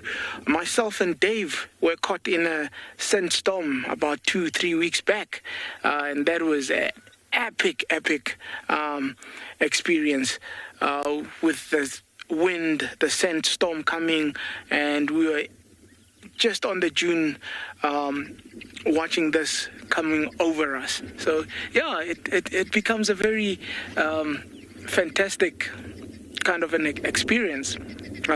You can't really explain it. One has to kind of experience it.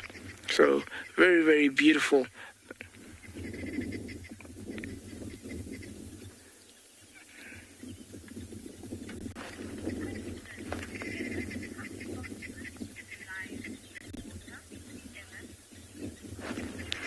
How often do lions need water? Definitely every time after they have fed, which also would depend on what their previous meal had been. So obviously, the bigger the meal, the longer they can stay without having to feed. And the smaller the meal, it would mean then they would go hungry and have to hunt quite soon. So without that, they would probably be drinking once a day. They don't necessarily have to drink as much, but when they do get to water, they'll drink a lot. But also bear in mind that blood in itself carries iron or salt.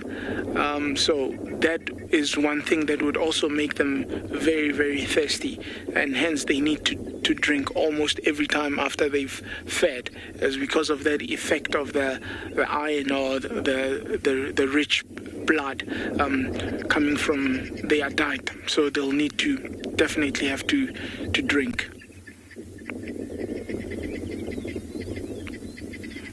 One young female there is being pestered by flies.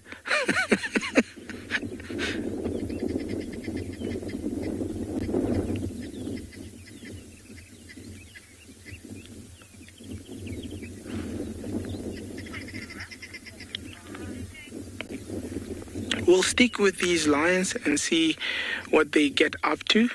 While we stand by them, let's send you off to another very beautiful location somewhere in Africa.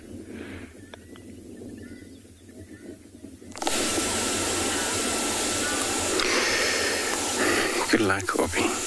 We're also doing the same here. We didn't actually move from this last position with this dog. And now it's all one, they all get interested. But if they're going to go, because they're between two waterhole here. But we're just going to see what they're going to do. If they're going to go down to drink, we're just going to follow them. And I don't think this adult, they'll follow the young one. They have a lot of energy still then. These are all here. Those adults, they are the one that will lead all of them here. Just can't see one with a collared if it's a pungwe, a pex.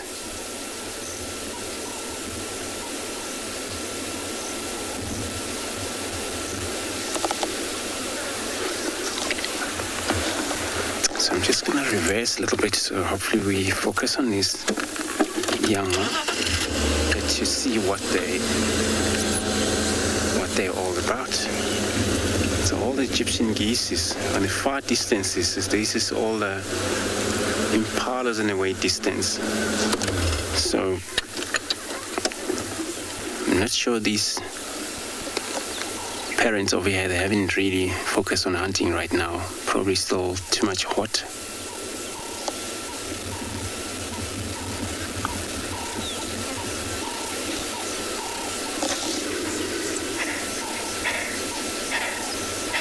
It's better wherever they go, especially if they're going to run down to the water hole by themselves. They got to make sure it's safe for that. Maybe the parents they'll follow up on them because they got to worry about their young one wandering around far from them. If anything happened there, for in case there's a croc in the water hole, they don't have much of a skills how to tell, how to check around before they drink maybe.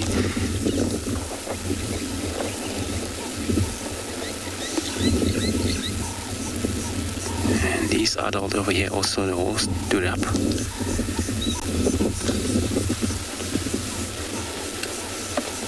Probably gonna follow their young one. Or they're going to change position because they're now sons taking places. Or defecation taking place.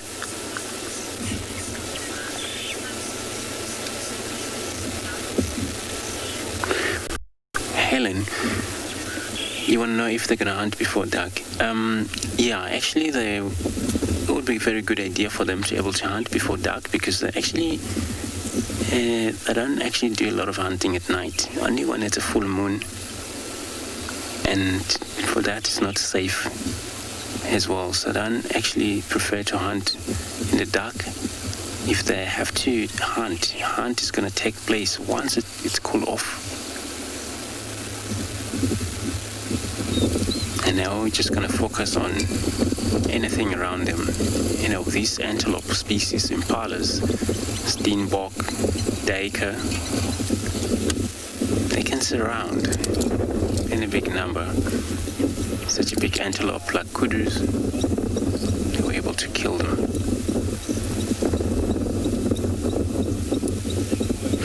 They're actually one of the, successful hunter, the wild dogs. So I'm going to take another moment here to see if these dogs they were going to go down to drink eventually or not.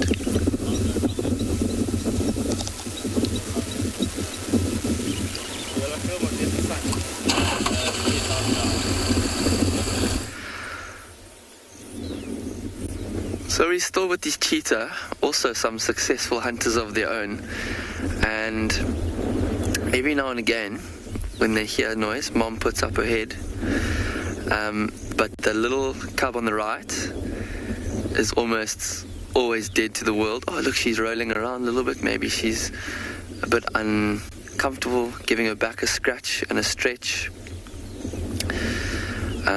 And that little cub on the left is just sitting in that beautiful grass with the breeze blowing through it gently, and it's such a beautiful picture. But you can also see his head's drooping now, and try as he might, he can't keep it up. And I think he's just fallen asleep right there with his head lifted up. He might actually just catch himself and wake up again, shake his head, but he's fighting sleep. Even the one on the right, look, his head's falling over as well. He's out. Oh, he's just succumbed to it. Now his head is flat on the ground, just like his mother.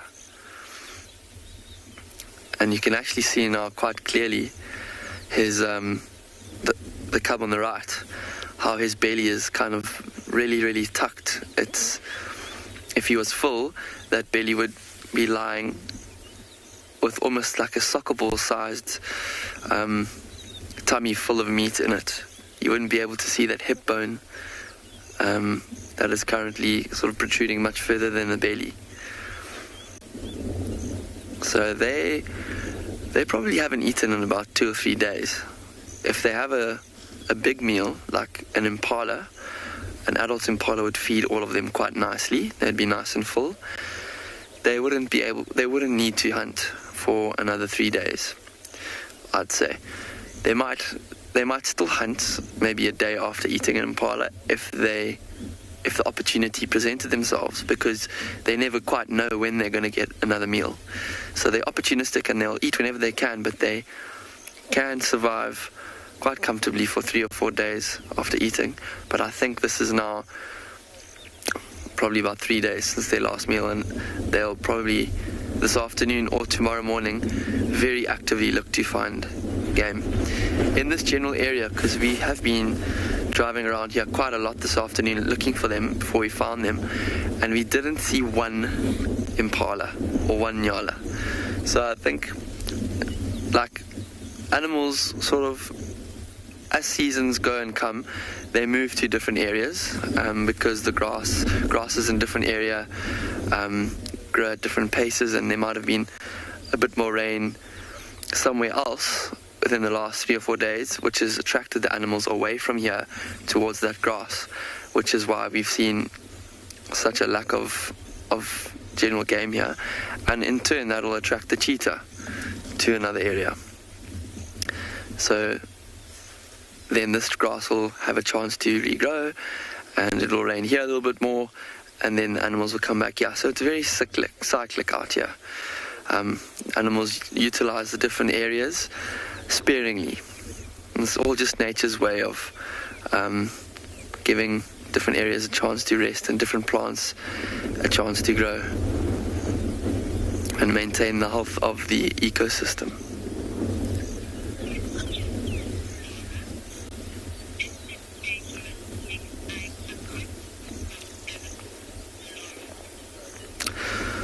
So Lara, you've asked quite a very good question. Is it dangerous to make eye contact with some animals? And if you're talking about on game drive in the vehicle, generally no. The animals sort of see the vehicle as another sort of creature that it shares its landscape with. So the animals don't associate the vehicles with a threat, or whether they're predators. They don't associate us with prey, and the sort of herbivores don't see us as a predator or a threat. So they tolerate us and they treat us like any other big animal that moves around their landscape. They will give way to us if we drive straight at them, but they're not fearful of us, which is why we can get so close. And for the same reason, if they do make eye contact with us, it's not a threatening gesture from us to make eye contact with them, and they don't feel threatened, so it's not dangerous for them. They won't change their behavior. But if you're on foot, it is a different story. Animals behave very differently to you on foot. Generally, if they make eye contact with you, they've seen you, and then they are going to either run away, or if they feel threatened, they might give you a bit of a warning, maybe a warning vocalization, just to say, hey, don't come so close. The only animal that I know of that they say, that people that have been in the bush that I've spoken to say that you must never ever make eye contact with, is a leopard. Apparently if you come across on foot, if you make eye contact with it, it antagonizes it and it will react a little bit more defensively than usual. So you're meant to, if you get charged by a leopard or come across a leopard that's cornered, just lower your eyes a little bit. But I haven't heard the same for any other animal out here.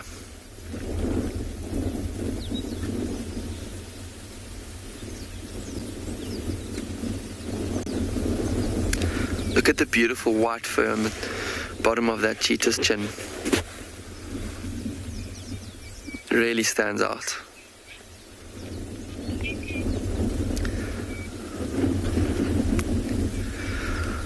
So we're going to stay here with these cheetah and spend a little bit more time with them.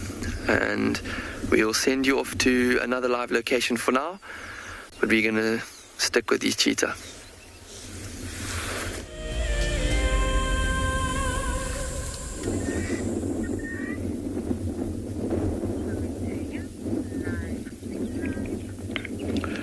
Welcome back to Tswalu Kalahari.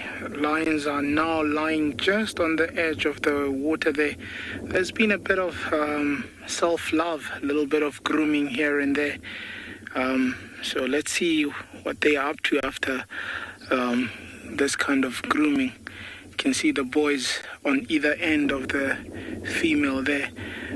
Still quite hot for them. Look at how they're breathing, mouths open, and just trying to get rid of that heat. And also by lying where they are now, just next to the water there, that sand would be a little bit cooler, and the breeze coming into them would help with cooling.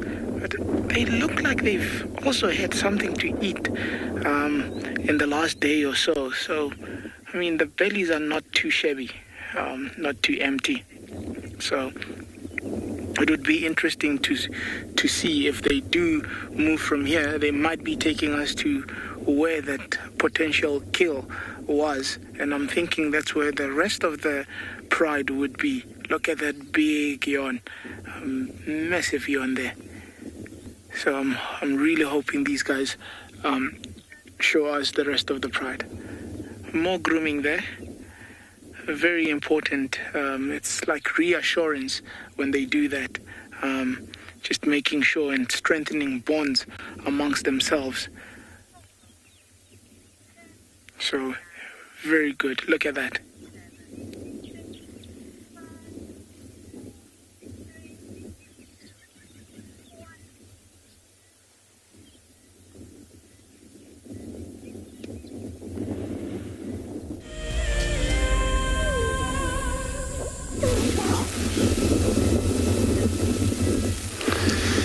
Wonderful. So we have followed these young dogs. It looks like all they're trying to drink water. But what we've seen, their parents have actually moved slightly close to them. Like I mentioned earlier, that you gotta be worried about them going down to drink all alone. It's just a little bit of a puddle of water, but there is a plenty of water on our left-hand side. We call this area Big Dam in Bevlishoek, where there's a crocodile in this dam. I'm not sure, but there's a plenty of water. It should be, I think.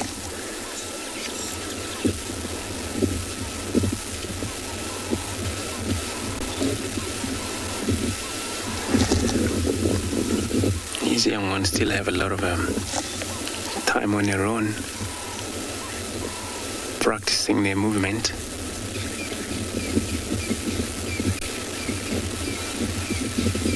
And in this age, they will keep up with the rest of the packs when they're moving, but they haven't yet involved in hunting. That will only take place when they're anything from 2 years, and then from there they were able to participate, exercise their knowledge of helping the whole packs over here.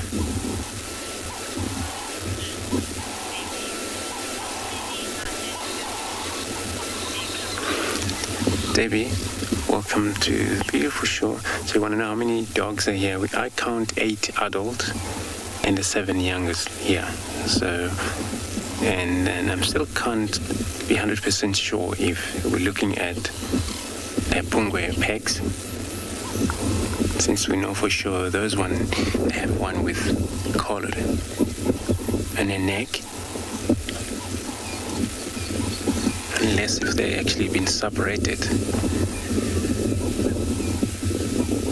And that way, if they happen to separate,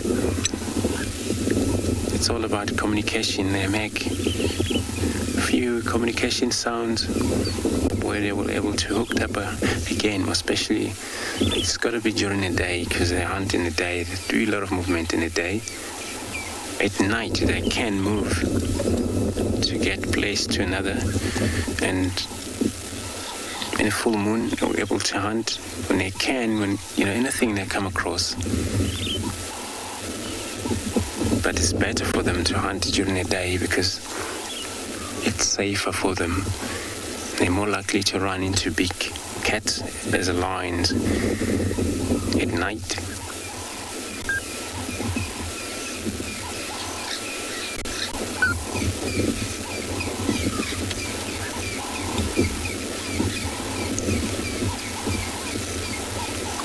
And they are canines. They are dogs. We're not looking at the true cats here.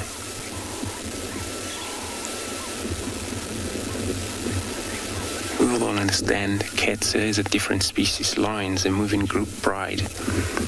Where leopard, they are very solitary.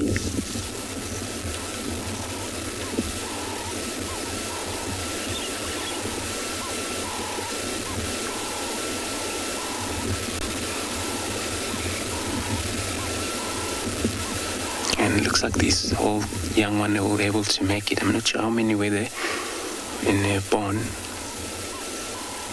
Usually females should give birth to anything from above 7 upwards.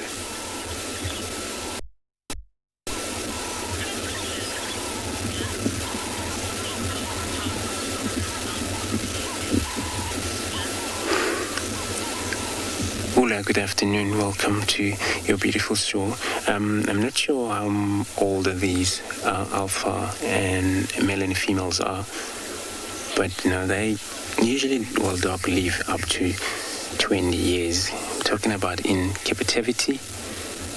We're out here in this wild, and we're looking at these dogs that I've seen back there, and they all look like all fully grown.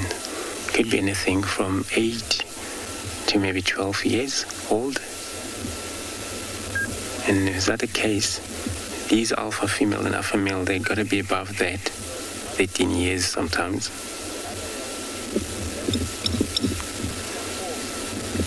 The reason they don't make it up to 20 in the wild is so much of a problem with the dogs interfering their lives, which disease also can take place, most especially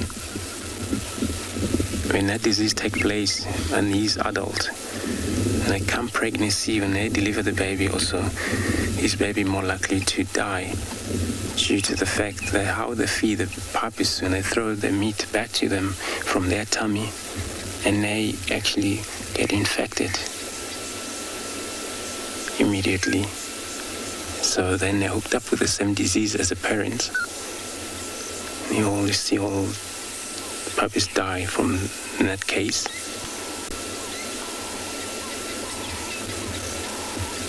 Or their habitation sometimes can be a problem with the wild dogs, especially where you have lots of other different cats, most lions. Population, when it's high in the area, you're more likely to see less of wild dogs in that area.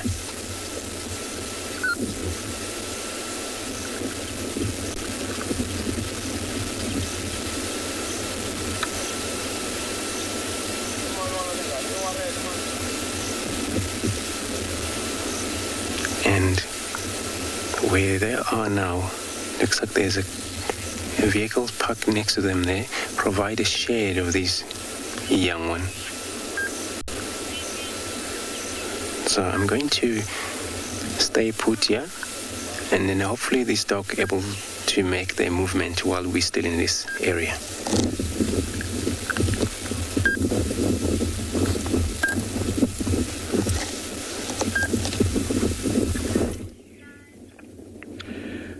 The big female has stood up, leaving these youngsters together.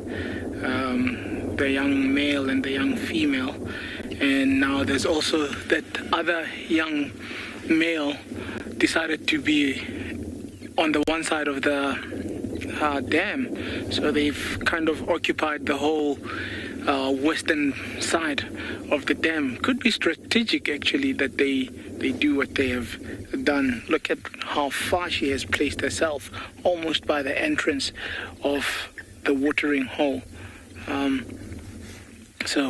And also looking out, not towards where the water is. So obviously she knows that the others are behind these youngsters. So It's an interesting positioning. She's obviously the most experienced of the four of them, and these youngsters would have a lot of catching up and learning to do. So that could also be why she's isolated herself like that.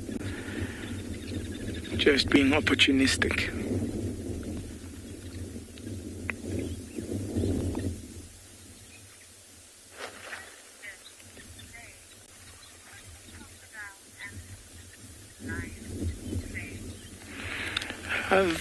Could a crocodile ambush these lions? Unfortunately, in the Kalahari, we do not have crocodiles.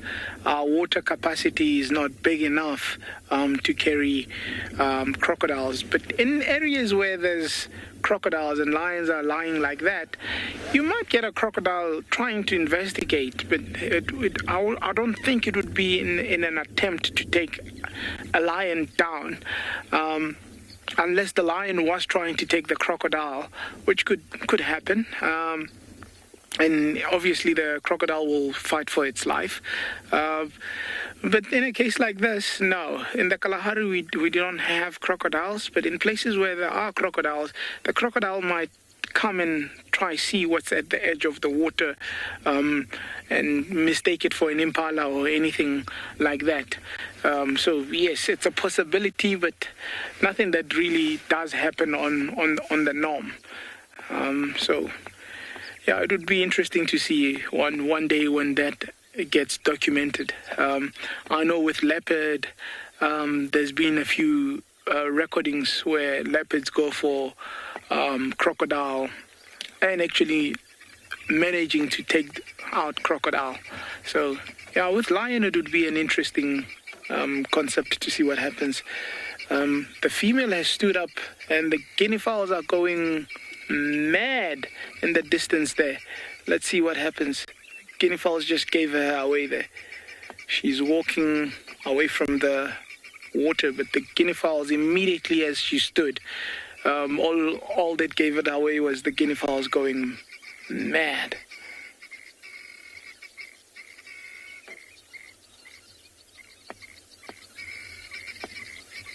Obviously, with the guinea fowls making such a ruckus, it alerts all the other animals that could be in the vicinity, and some species do learn warning signs like these from other species.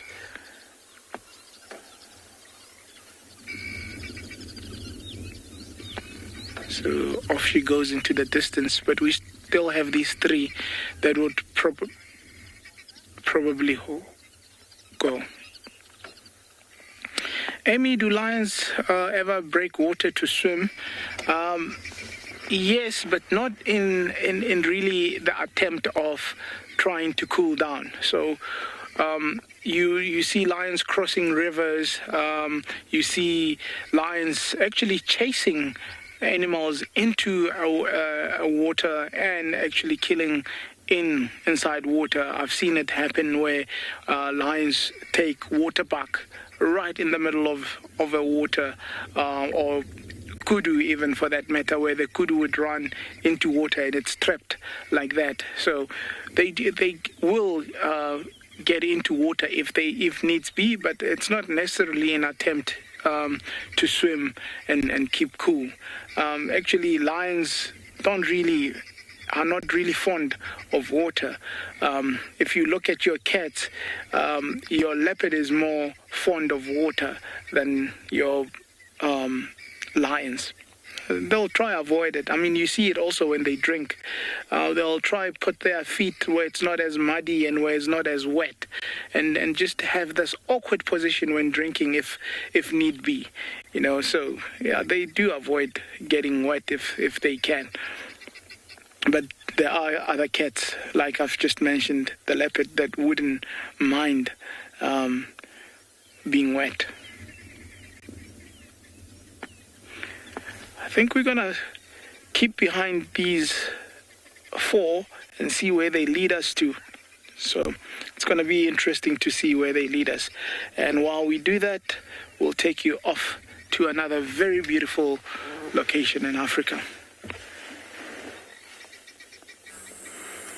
I'm am currently following where this vulture is looking, and he doesn't appear to be looking at anything with great excitement. I saw one vulture, and then Neil saw another vulture. And we thought, well, you know, something must have died here, because there are two vultures well within a kilometre of each other. Such is the feeling of desperation in our hearts right now. As you can see, this vulture couldn't care less. It is a white-backed vulture, critically endangered, yet the most common one that we get here. And I'm certainly going to have a squiz about this place and check maybe that this vulture, or if this vulture hasn't perhaps got a head start on all the other vultures of the area. I was rather hoping I'd hear some sort of chewing of bones or something around here, but I've heard nothing of that sort.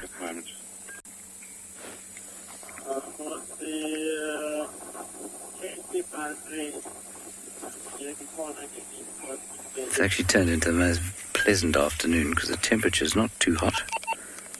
Okay, I'll leave. It's very pleasant. Being out here beneath the big blue vault of Africa.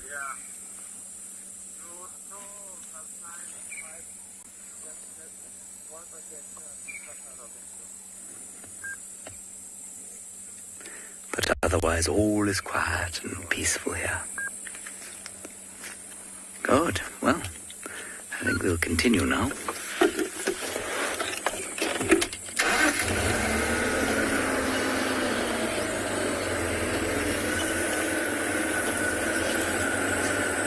We have vultures just down there, and they are kind of looking into this area, so we'll see.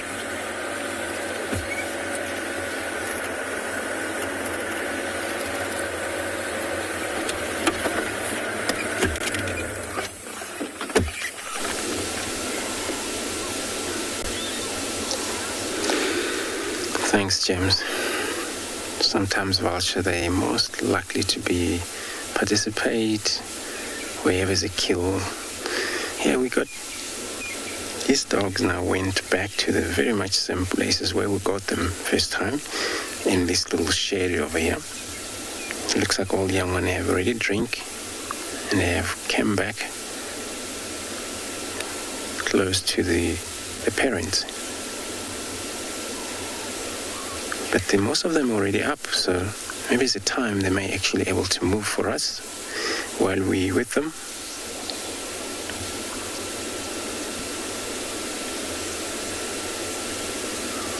Well, here it's quite very much open. There was a view of a few impalas in the way distances, but I think they spot these young dogs when they were moving around here, and they all just vanish off. But there's a chance that would be more species of antelope arriving to take a drink.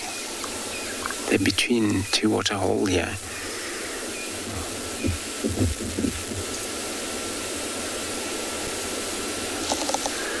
Oh, they all stood up. There's something they were not too sure about.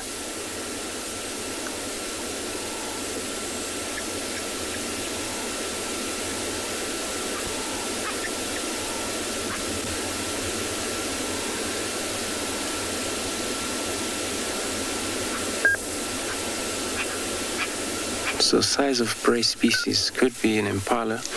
Would it suit a whole group of here members who are able to eat enough? If it's a steenbok, no, they won't have much. They have to deal with more hunting again after feeding on that.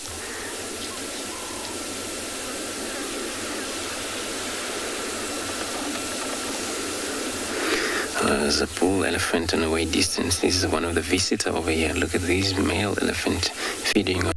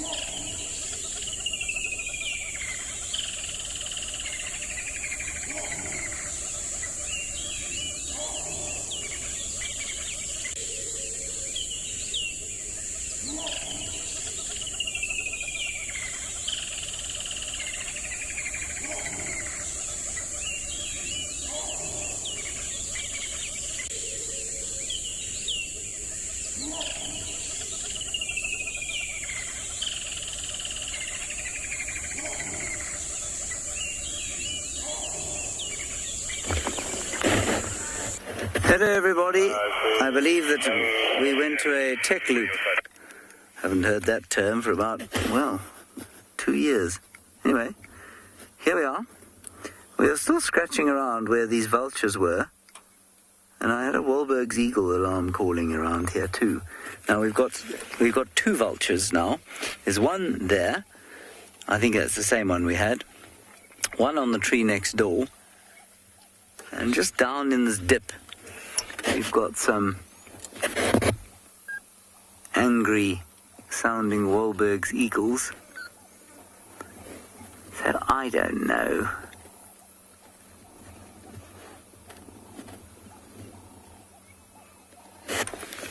Actually off towards the left of the eagles calling.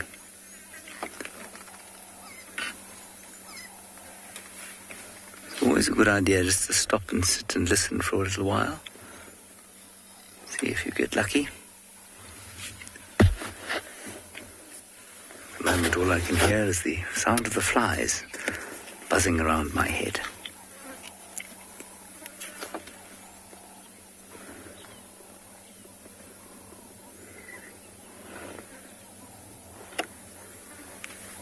Now, of course, a vulture, when it doesn't feel like flying anymore, is going to rest somewhere. And often another vulture will see one vulture resting and come down and have a rest next to it. And then desperate people like me will assume that there is meat in the offing, when in actual fact there probably isn't. Let's move on.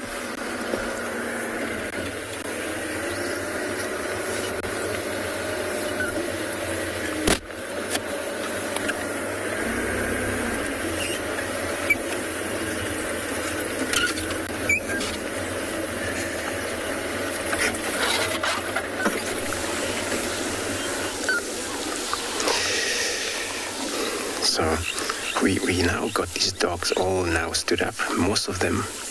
It looks like they're going to head a western direction from here. And they're all just trying to spread around here. So probably this is how the beginning of the hunt is going to be about.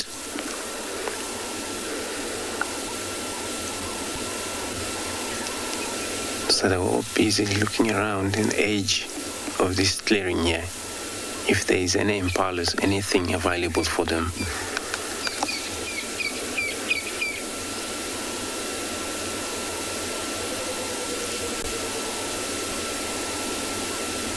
And the young one's still going to follow right behind the far end. There's this adult forage right in front.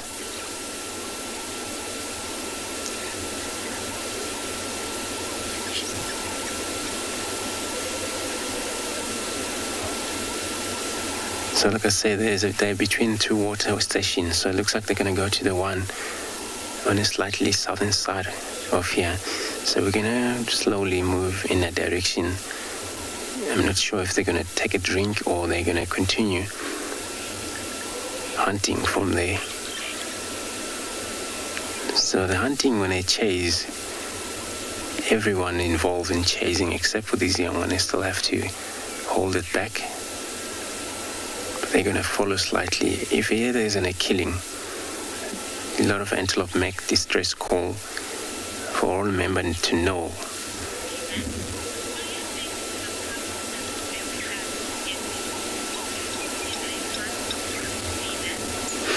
See, Nick, you want to know if this young one is any chance they might actually get wounded during the hunt.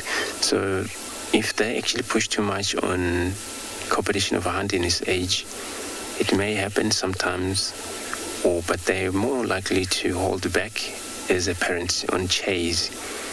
And then this is actually sometimes also can be vulnerable to them, because then there's no adult looking after them. So if there are lions approaching them, because now we talk about 2 scavengers, and lions are far too big compared to these dogs. And then, of course, it's not going to be a good idea that, because all these young ones will all get killed. Those can able to run away from the scene and they will survive, but they're more likely to get injured.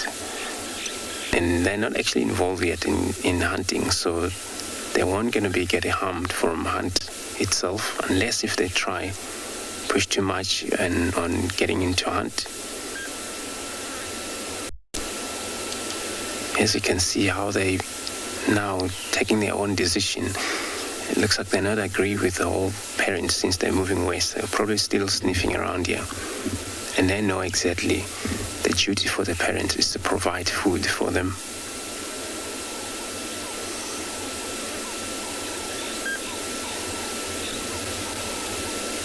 But also there is a system. If there's a call they're going to make for these puppies to stay behind forever here, one will turn around back to them as a guard, and then the rest will go forage. But if they're going to move with them, then it looks like they have to keep up with the whole packs, these young ones. They're going, I think, behind the Egyptian geese, I think. The Egyptian geese pushing away from them.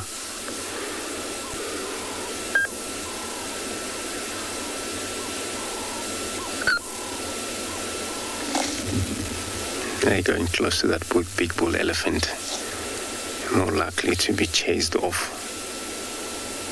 The elephant hasn't yet realized there's a dog around this area. So I'm gonna stay put here, keep an eye on these dogs.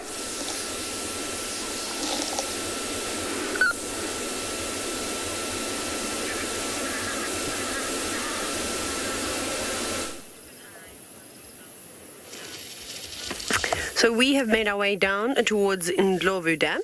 We did bump into the buffalo herd, and I hope that they make their way here, but we haven't got any elephants or buffalo for you. What we're looking at seems to be a juvenile, I think. Is it a juvenile Natal spur fowl? It's difficult to tell, but just from the colouring, it looks like it. The only other thing that it could be is a crested francolin, a juvenile of one of those as well. So I'm just trying to have a look. I actually can't remember when I last saw youngsters of these two particular birds, but it does look like it's going to get a red beak. I don't know, maybe the birding fundies can help me here. I'm deciding. I'm now scrolling on my bird app. Crested francolin, where are you? I just want to have a look if there's a juvenile picture. What first sprung to mind was indeed I think I'm going to stick with a Natal spur fowl. If I'm wrong, I'm sorry. I'm not very good at birding. But anyways, what it is doing, though, this I can tell you is 100% true, is it's digging through elephant dung. Now, I'm hoping that the crested guinea fowls, not crested, helmeted guinea fowls, come down here, because we have had some fantastic sightings of them of late, too. And there's also been a squirrel that's been doing its business and looking for all sorts of delicious morsels to find in the dung. But very busy nonetheless. But I would like to hear from all of you if you think it is if it's going to be a Natal spur fowl or a crested francolin. Do you know what else I'm looking at is its legs. So with the spur fowls and the francolins, obviously the spur fowls have got a double set of spurs on the back of their legs, whereas the francolins have only got one set. That'll be another indication. But of course it's hiding behind a log right now, which is not really helping. And then the crested francolin also has a white supercilium that goes over the top of its eye, and it kind of looks like there's that sort of present, if you look very carefully. But what's throwing me off is that the beak just looks a little bit pink. And that's quite typical of the Natal spur fowl. Anyways, I await in anticipation for all the birding specialists to get back to me. But you can see it's a youngster. It doesn't look like it's got a very well-developed tail just yet. And I'm surprised that it's on its own. And it's not stuck around with its family group. But anyways, luckily we know it's not going hungry. There's plenty of things to eat in there from various seeds, but of course they change their diets quite a bit too. And with all the moisture content coming out of that dung, as we have seen over the last little while, there is no shortage of insects. But a quick scrape of the feet to open up and get down towards some of that moist dung. You can see it's not okay. I think that's probably elephant dung from yesterday, as the outer side of it has dried quite a bit. And now I'm sure lots of little dung beetles in there, or I don't know what other little beetles and things could be around. but nice to see. It's nice to have a little bit of a challenge with birds every now and then, especially of the juvenile kind, because they can be quite tricky. Very itchy face though. It must be maybe little midges or things going up into its nose. Oops, off you go back to Juma.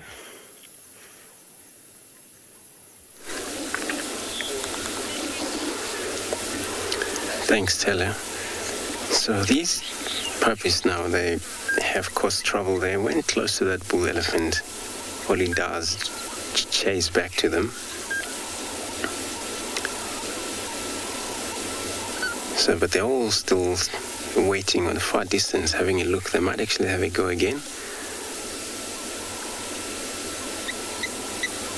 But we've seen that elephant came out of that drainage line, charging them, trumpet once. This is all about, just to get them off. It makes now that elephants worried so much that not knowing what happened here.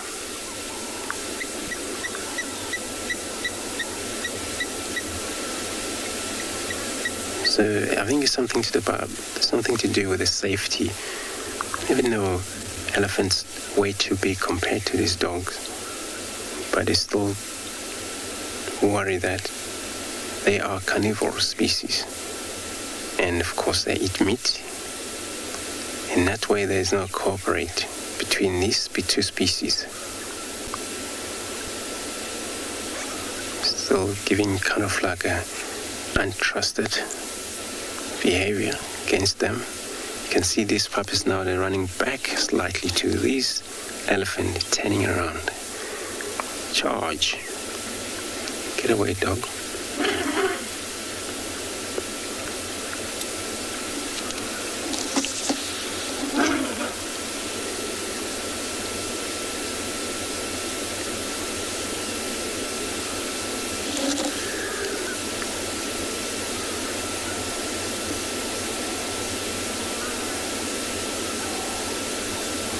Better get away, dog. So you feel much irritated by these young dogs around here. And the adult, they have moved away. Probably watching from distance, but I don't have a visual of them.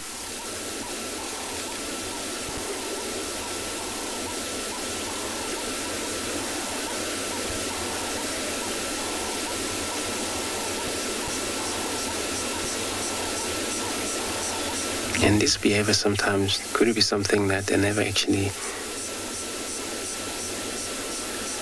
consider danger too much, especially when it comes to an elephant, or could be in a rhino, where they would know so much of cats, like lion, leopard. If there were lions here, they would be just vanished, already gone. So they find themselves playing with a big animal because they haven't recognized the danger from that animal yet.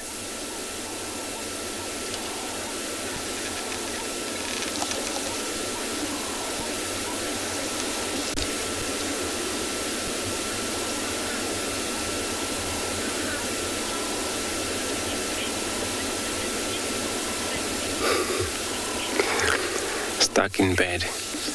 I agree with you. This is really an epic sighting here. Seeing such a big animal like this chasing the young dogs, and they never move away permanently, and they're still staring at that big animal, elephant. It's actually unusual.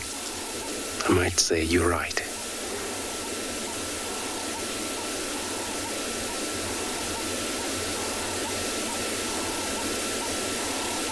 And this elephant is not actually having a good time anymore. Until these happen, all they're just going to go, away from them, or he's going to go away from them. But he's going to keep an eye every time for a couple of hours, not knowing what is coming behind him every time he moves.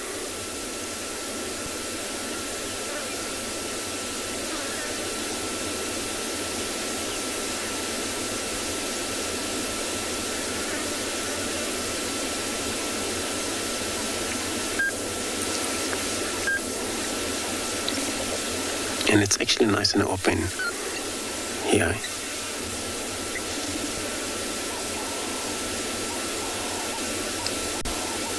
where they have a visual of the big animal, also big animal have a visual of their young little dog.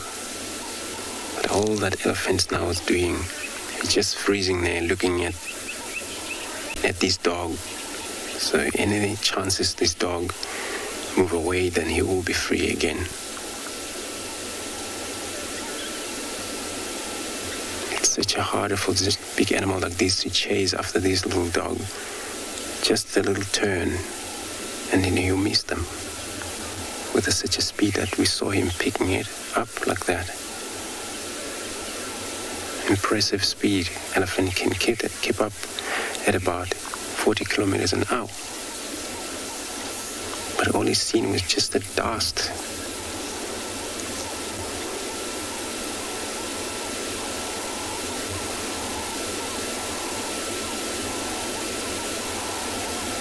When they run, that's all about their doing. They move faster, and that's how they run. They don't jump like what you see on antelope or cats do. Elephants won't do that.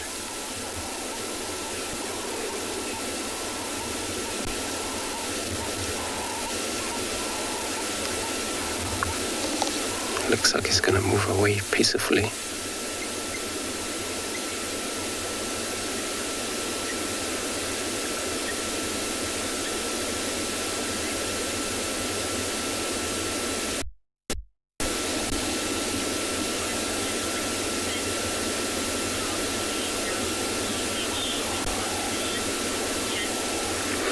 Jack, so you want to know if dog laying down there's a showing of a submission. So usually depending on the weather or if it's too hot, when they're in a shade, it's all about resting.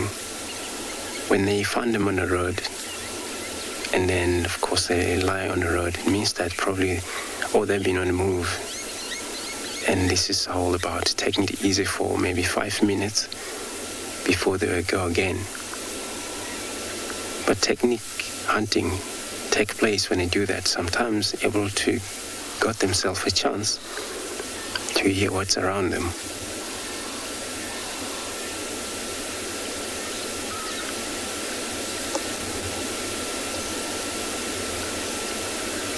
But today, the rest of the adults here, they have moved, I think, permanently I'm not sure if they're behind these tall grasses in there. We'll investigate. We just want to make sure this elephant move away so there is no disturb between these two species. But we're eventually going to go see if there's adults still around there.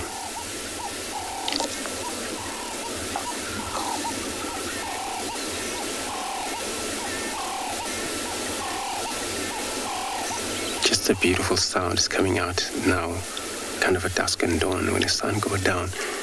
All you hear all type of birds communicating, such as a guinea fowl.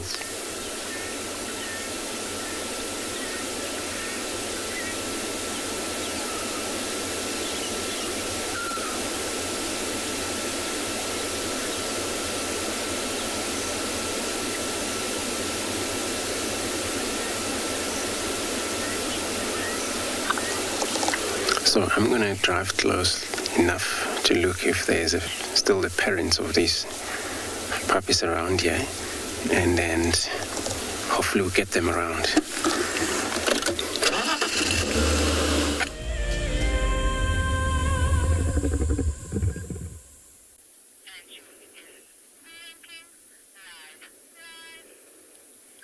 Good afternoon, everybody, and a very stripy welcome to And Beyond Ngala. I've been driving in the west today looking for some different animals, and we happened upon this beautiful dazzle of zebra. It's absolutely incredible to see them like this. They've been very relaxed in the shade, walking around feeding. My name is Tessa. I'm going to be your guide today at And Beyond Ngala. Behind the camera we have Owen. So it's actually really sweet. My niece Freya asked if there was anything I could find, it would be a herd of zebra. And so if you have a look at them now, there's actually quite a few together. And it's amazing to see how they change in the light. That one's having a bit of a scratch. It's found a branch and it's busy scratching its chest and its stomach. But it's incredible because the zebras in the shade look more black with white stripes, and the zebras in the sun look more like white with black stripes, which is quite incredible. But I absolutely love seeing zebra. They're one of my favorites, especially because of how bold their markings are. There's nothing else like them out here. So it's easy to see why they're a favorite of so many people.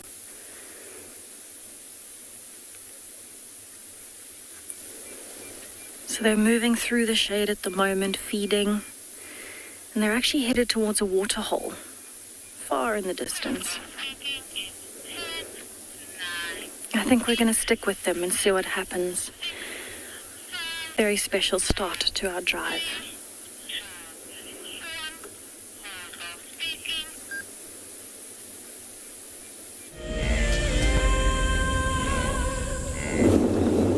Yeah, what's your route out of Georgia? Cool. So we get close enough to this baby dog here, which looks like this is actually stationary where they have been left, and I can't see down in the drainage line enough whether the parents are still looks like one is an individual of one right up in the hill, but keeping an eye on this babies here. And now, since this is actually very nice weather for them, and this is actually a wide open area, what this dog will do, they will just gonna maybe sometimes move, spread around a bit, since they actually knew that there was an antelope around it was running around there during the course of the day.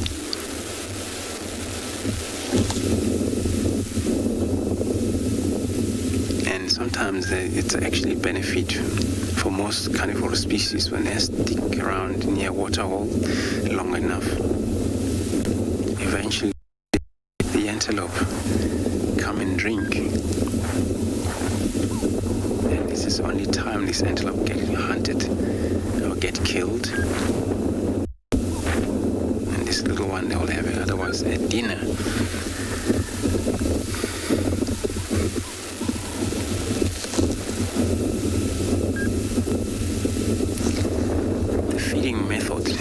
Different to most leopards, so it's not actually close related in terms of where they're not actually even close to a leopard relation. Where a leopard, when they feed, they pluck the fur off, where these dogs, and they get a hold of the prey species, all they do, they just tear it apart. All you see just the guts come out and all intestine spread around. Quickly see vulture respond immediately, because also vulture, they use the thermos from way off. Those are in a high sky also. As long as it's an open sky, wind blows slightly, then they're actually able to sense that, immediately respond to whatever died in the area. So sometimes this is what makes them be in such a problem of getting killed by other predators, because they don't feed like other animals, and they're not stronger like lions. Lions that do the same, but they are strong cats that are able to handle the situation. So I'm gonna wait here. Hopefully these parents will get back from that little drainage line.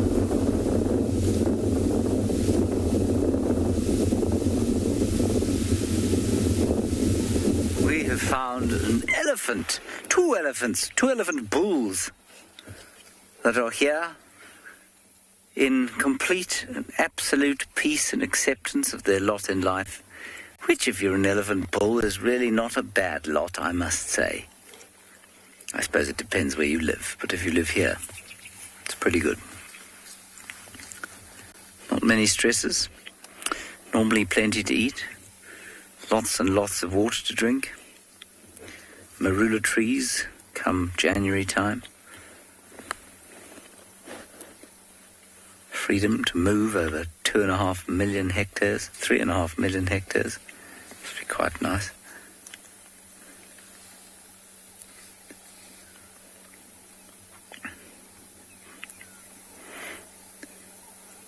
I mean, I suppose the diet gets a little boring. Not a huge amount to read. But other than that, you know, if you can calm your mind, it's perfect. Sadie, come in. No, Sadie, age 12. It is not unusual to see an elephant on its own. The big bulls are often on their own, but they're also quite often in a little group.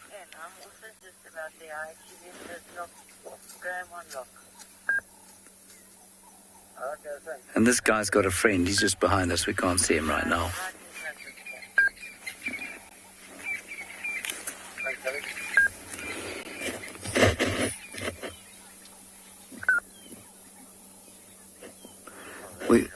We have given up looking for the leopard around Torchwood, and we're going towards reports of another leopard's tracks coming into Djuma on the southern boundary, so we'll pop across there for the last, 40 minutes or so of the drive and see if we can't get lucky. Would be great. Would be so exciting.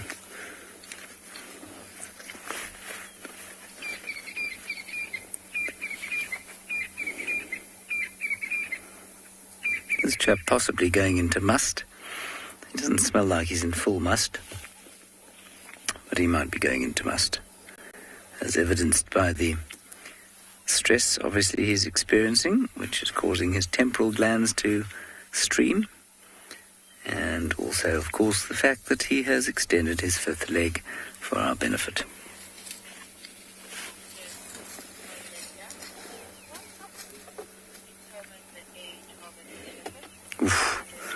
Melinda, really, the learning and how to age an elephant is an almost alchemical science. You basically just need to spend time around them and time around them with people who know what they're talking about. That's how I learned how to age elephants. And so I don't actually know rightly how accurate I get with elephants. I would have said this guy was in the region of 25. I don't think he's particularly old. He's not, and the only reason I say that is that he's not very big. It's the width of his head, it's the shape of his body, but it's actually very difficult to describe unless you were sitting here with me. And unless you saw lots of elephants. I suppose, his forehead is not particularly wide yet, but he's filled out a little bit. He's not quite lanky as some of the teenagers are, but he hasn't filled out nearly as much as he's going to.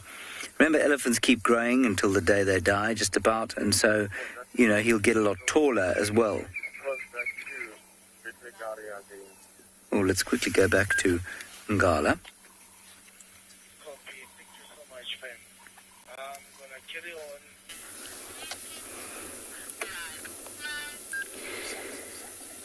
Welcome back to And Beyond Ngala, everybody. We have been driving along from where we had that beautiful dazzle of zebra. We've got an absolutely stunning sunset starting to happen here. And in fact, we've been incredibly lucky. We've actually just seen 2 honey badgers that were going through some elephant and rhino dung. And they've just run off into that sunset. But it was absolutely incredible to see. I haven't seen honey badgers in quite a while. And they're such a ferocious predator. So they went off into that thicket there. We're hoping that maybe they come back.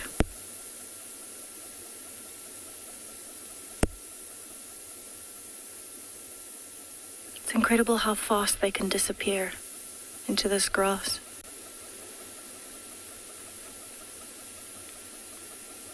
Absolutely stunning, stunning day here on Ngala and beyond Ngala. So I think what we're going to do is myself and Owen will stay here, see if maybe they decide to come back and just enjoy the sunset.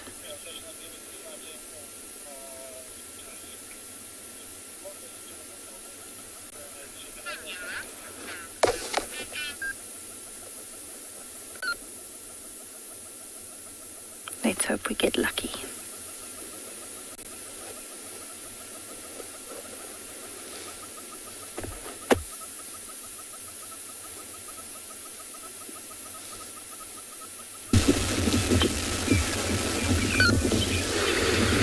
great. Good luck with the honey badger.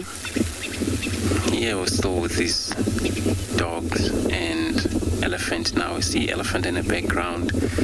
All he does, he ran across from the other side there, and then was a visual of the adult dog that ran towards us. That is pretty much the one that was left behind by the rest of the member as a, there it is. Looks like the rest of the member have moved off. Do their hunt.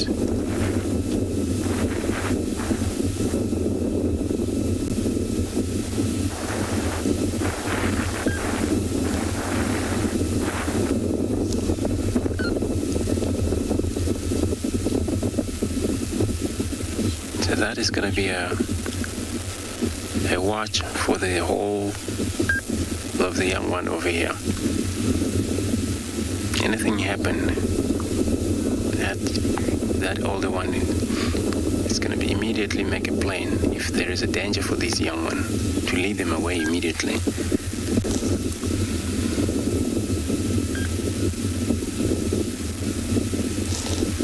And that elephant is still a little bit worried about the dog around here. He wasn't gonna get away. He's still kind of like freak out.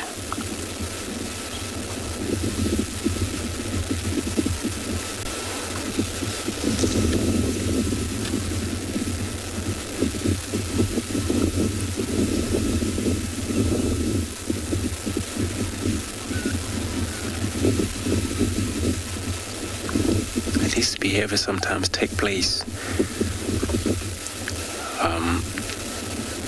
Impala can do that sometimes when there's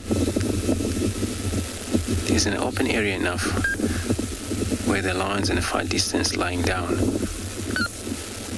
and then all they do, they just watch that danger animal, but they always take it easy finally, but they're always keeping an eye in the danger, where it's always for the prey species. The only problem is when they don't see what kind of danger is. But once they have a visual of the danger, sometimes they slightly settle down, and all they have a plan in case there's any charge or chase take places.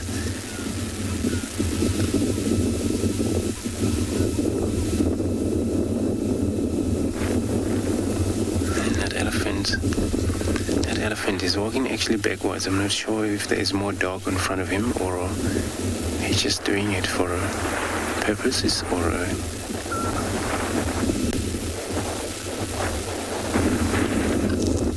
it will be final. All members of the adult will return back into this area.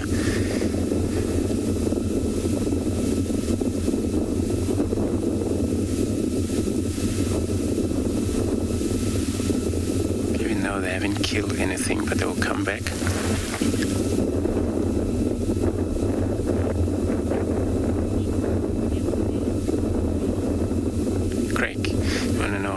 Meat do the dog need? Well, this is actually whole pegs, and then for the pegs like this we count 8 adults here and 7 young ones. So 1 impala a day or 2 impala a day would be great. So if there's a small antelope like the great dagger, they would need at least 5 of them or 6 of them, and that great dagger only weigh about 14 kilogram, 12 kilogram. That would be actually able to sustain a little bit of the size of a tummy. So, but there are 2 impala a day to make it. Remember with this young one, he's adult. They always feed enough, but then at the end, they have to give it back to their puppies by regurgitate. Eventually, finally, they have nothing left on their tummy, makes them to hunt again. And the digestion take place very quickly. So each dog would actually consume anything from 6.8 kilograms sometimes, or less. Yeah, there is the young one now squealing for the parent returning back here. So every time the parents return back, they're expecting a meat.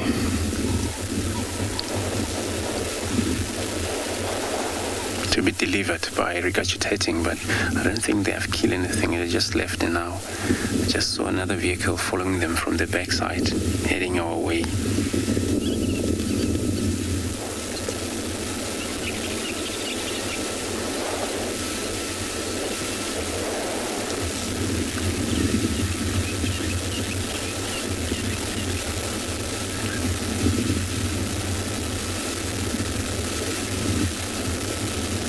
Looks like they're gonna start the trouble again. They're not actually going to their parents.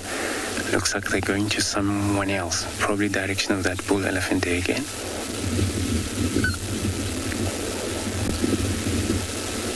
And the poor elephant now is making his way away from here.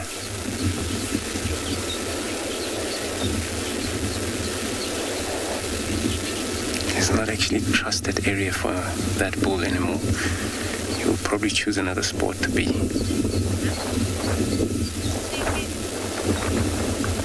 So I'm gonna stay put here, follow this dog.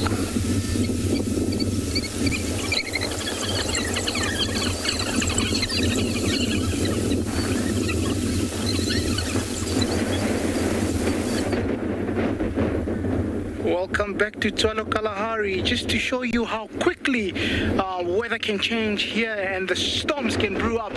All you're seeing is the change in the atmosphere there with the dust coming up. Look at that. The mountain almost disappearing right in front of your eyes, and this wind is blowing from the north going south, but it's a heavy wind. Look at that. As Dave goes back, that's how open actually the sky has been, and you'll see when he starts rolling, it just changes completely. That mountain that you just saw just now has disappeared, gone. Beautiful.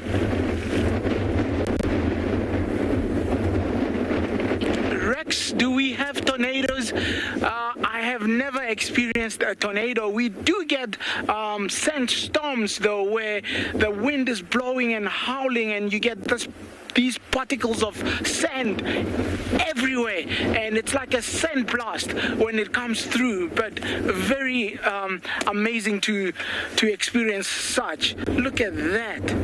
Wow, we can already start feeling the first drops. One or two, nothing hectic, but it's coming. We can feel it.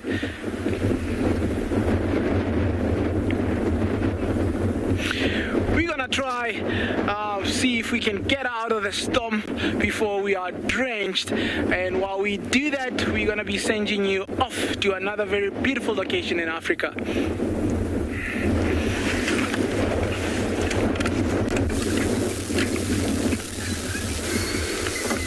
You better do that, Obing, otherwise get wet.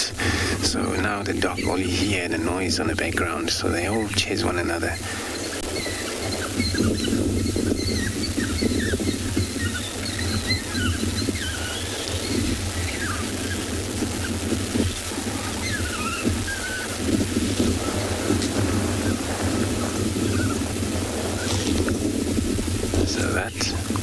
Sound is probably they're all behind one of the adults, hoping for the meat to be thrown out for them to eat, even though maybe they run out of the meat on their tummy. And these young ones, when they're hungry, they always push so much to their parents to get.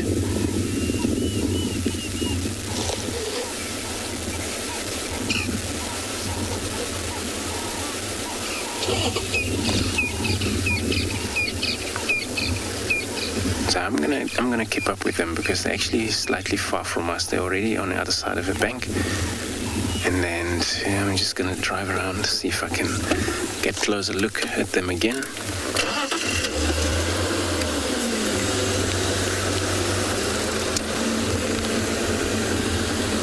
It's getting very much. then once it's dark, we're going to leave them because they have puppies here and they're not actually night animal. So we're going to take another look at them there. And then there's still a little bit of a sun a bit, so I think it's still allowed to be with them.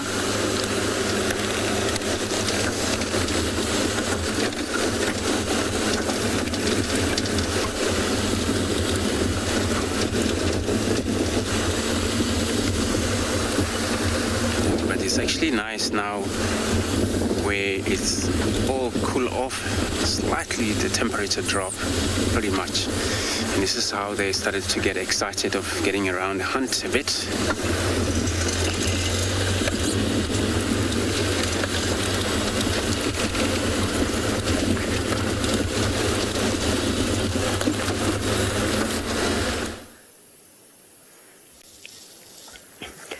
Well, you guessed it, it's that time of the evening again where the buffalo come down to drink. We see them every day, twice a day, kind of just like how you get to watch us live on safari all the time. But most of the herd has already moved on off.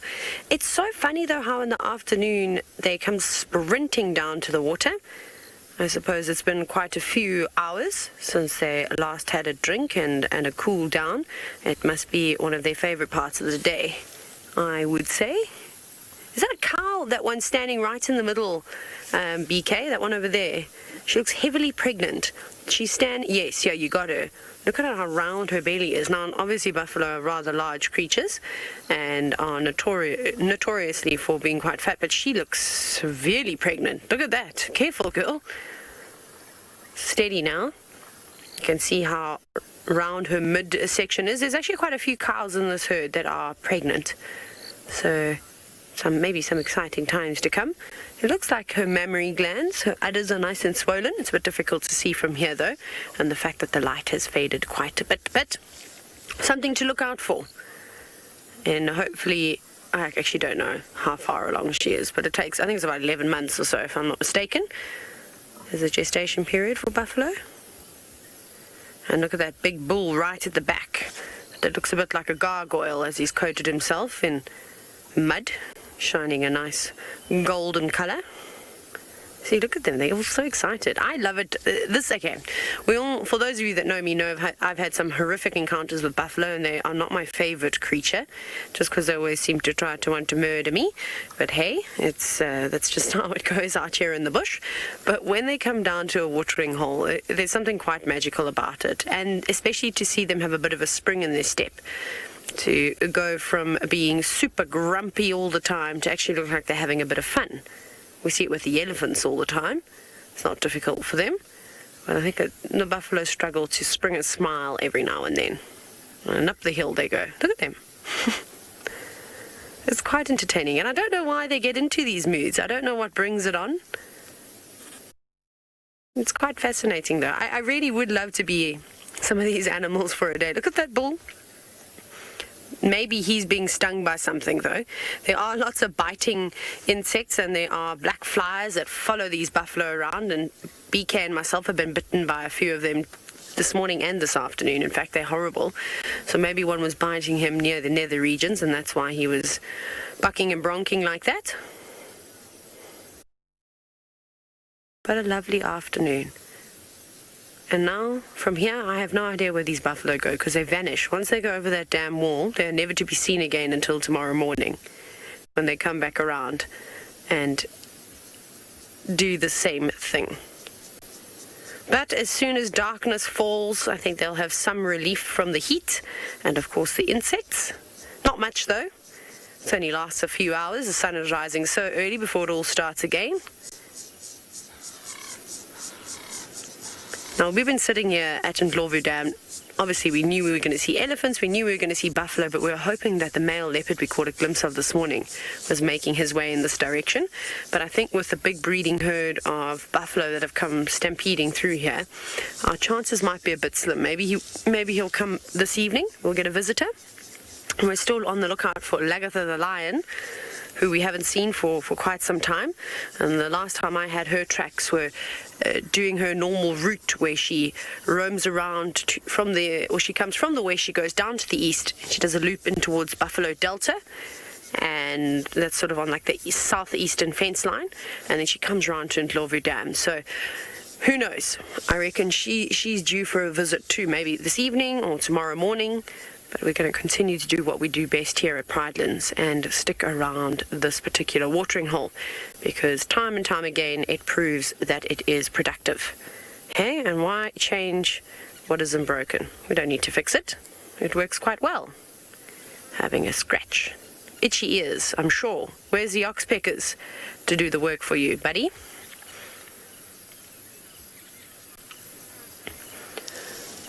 Hi, Cenac. Also a long time since I've last heard from you. You've asked about what birds are found around watering holes. Well, when a big herd of buffalo come down, you'll definitely see oxpeckers.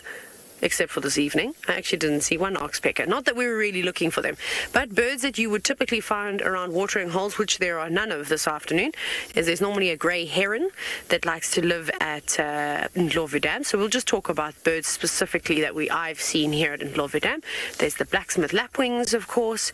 There are buffalo weavers, which are nesting up in this, what was once a tree that was alive. You can see the beautiful nest, and you might even still see their silhouetted figures right up at the top. I'm actually going to sit quietly for just a second, because maybe you'll be able to hear them too.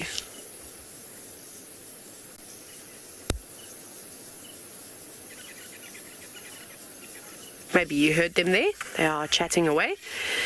So they like to build their nests on obviously these massive trees, and typically in the middle of a watering hole. And that's for protection.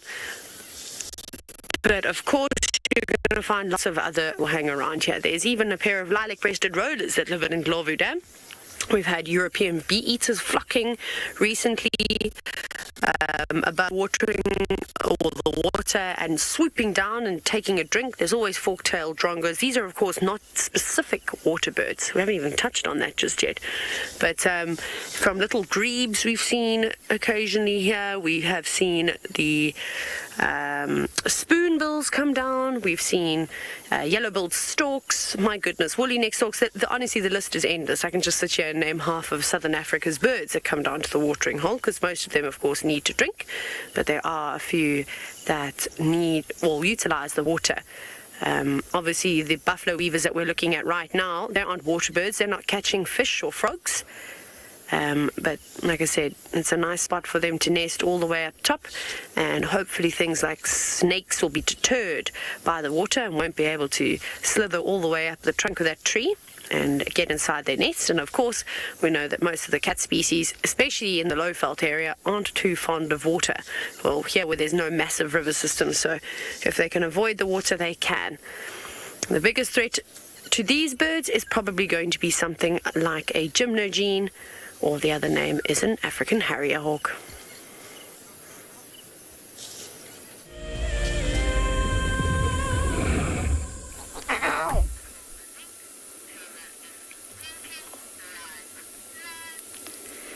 We have the most beautiful sunset here at and beyond Ngala tonight. It's actually just setting behind the Drakensberg Mountains at the moment. You can see that gorgeous orange and red light. But even better than that, while we were looking at the sunset, we happened upon two young male lions. And we actually have no idea which pride these two young males are from. There's no other lions around. It's just these two. And you can see they're still quite young. They've only just started getting their manes on the top of their heads. So this particular young male is actually quite dark already. The other one is actually about to walk over. Oh no, he's just changing position.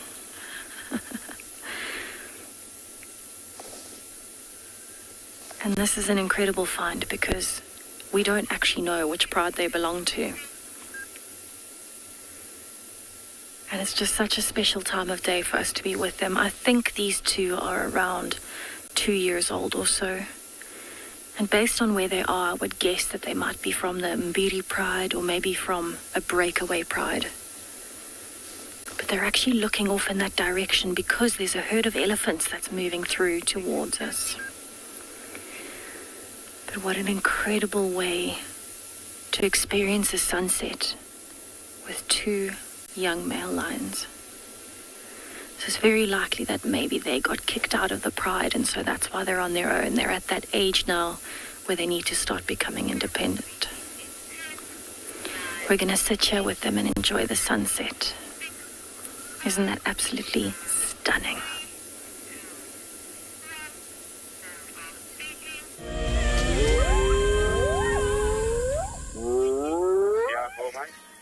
Here we have got some impala. We were originally arrested by them because they were looking very concernedly in a particular direction, and I thought, we're in for it now. And then I think, in factual fact, what they were looking at was that ram, who's clearly been causing some trouble with them.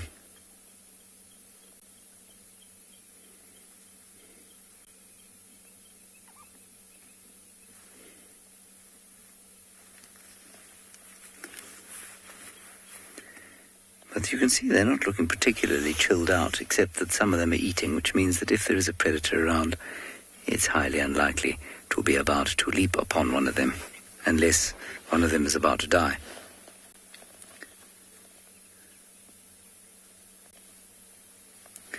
But I think it was the ram that was causing trouble.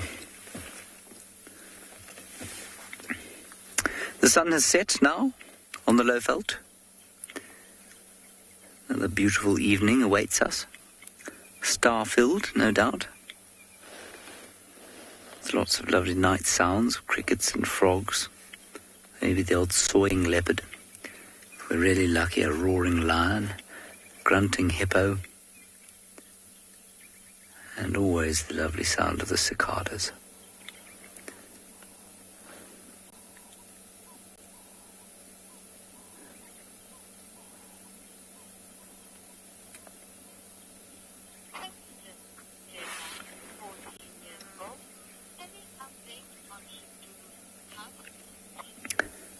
Hello, Jenna. No, I haven't had any updates on Shidulu's cub.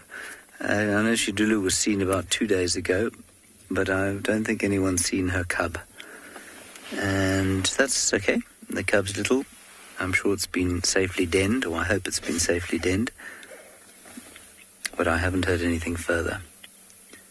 And I am in touch with Saber, who's in the west at Simbambili.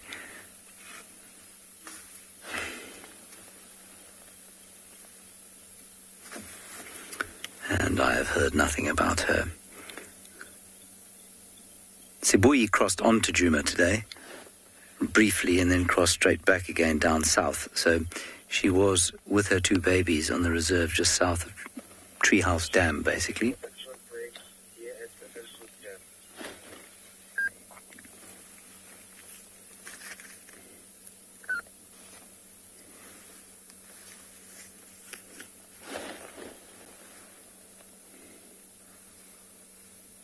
Very pleasant little impala sighting we're enjoying here. At least the impalas have come out to see us on Saturday evening. Hello, impala.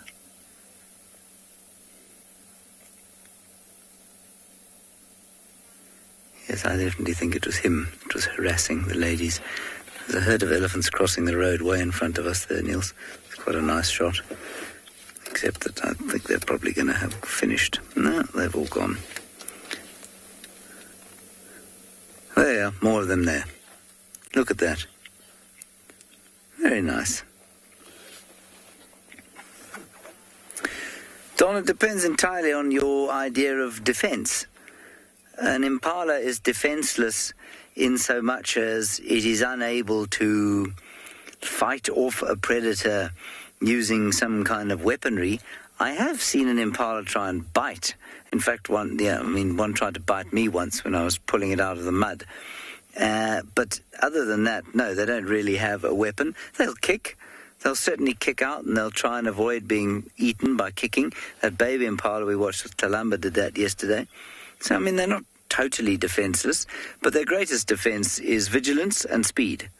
And those 2 things make them very, very difficult to catch.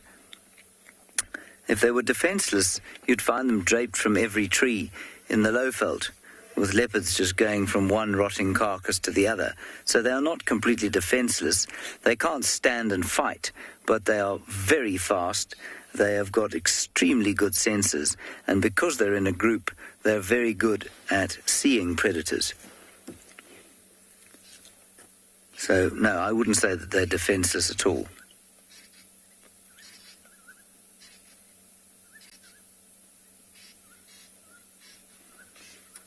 Lovely sight there of the Drakensberg Mountains.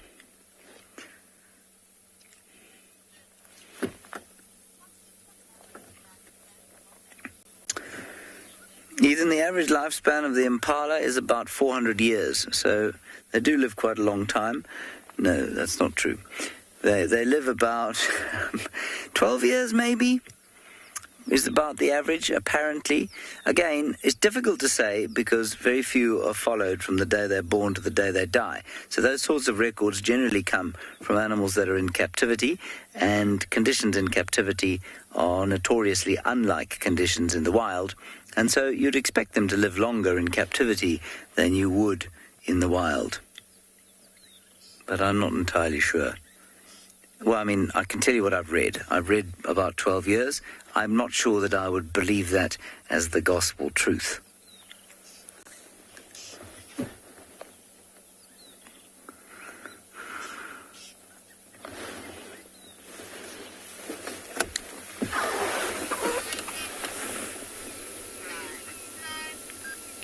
Welcome back to And Beyond Ngala, everybody. It seems to be a very good day for elephant and predator interactions. So this is the herd of elephants that are in the same sighting as these two young male lions. And I don't think they're aware of the lions yet because they're just ambling along feeding. There's a little young one. And especially being a breeding herd, I think if they knew the lions were here, the reaction would be different. That mother wouldn't be as calm and just walking along looking for food. But the lion has been paying quite close attention to them as they're walking past. It's absolutely stunning scenery where we are, one of my favorite spots on the whole of And Beyond Ngala. With that mountain range in the background you can see for kilometers. Absolutely stunning. So the one young male lion has actually gone completely flat. He's having a bit of a nap.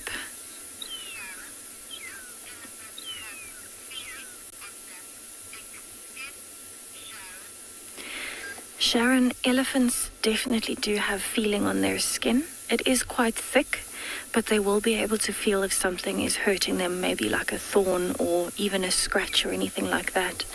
So yes, they definitely do have feeling in their skin, even though it is a lot thicker than ours. But being so nice and thick, it does mean that it is more resistant to things like thorns and scratch marks. But a claw of a lion, for example, would definitely be able to penetrate at least the top few layers of that skin, and they would be able to feel it as well. So it's very important that any animals can feel what is happening on their skin in case there's something like pain or intense heat, and it helps them protect themselves and move away from whatever that threat is. You can see this one starting to fall asleep now as well because the elephants have moved off a bit further. Absolutely stunning how the light is catching the tips of his ears and the tips of his mane.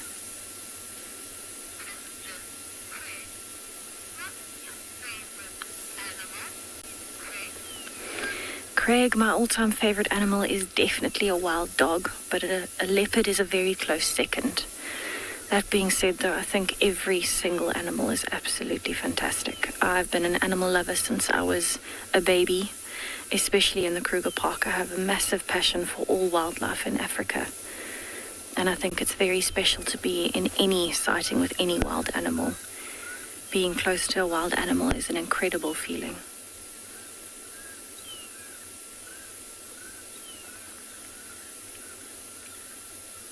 So the elephants are still moving off slowly towards the sunset.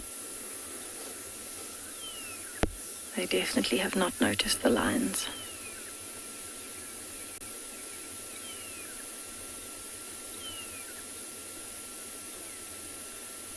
You can hear some zebras calling in the background.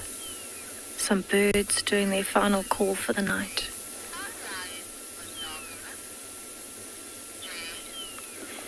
Jay, that is a fantastic question.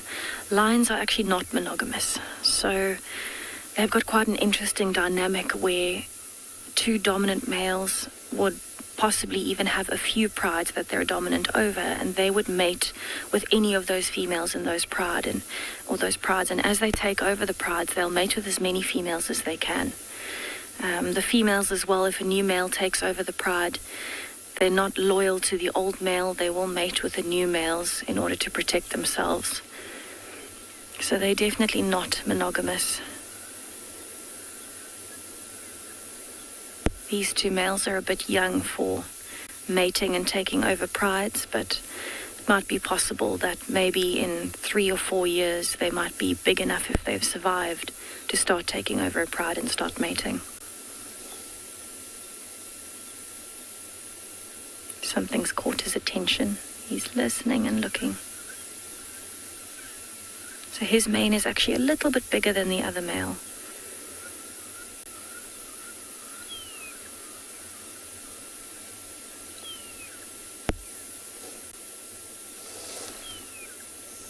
There's actually a herd of impalas off to our right. That's what's caught his attention. And he's not looking like he's about to start stalking. I think he's just taking in his surroundings and being aware of what's around him. If the opportunity arises, they might try and hunt impalas, but at the moment they're still looking very relaxed. So we're going to stay here with these two young males and see what happens. Those elephants have moved off, and we'll see whether the impalas come a little bit closer.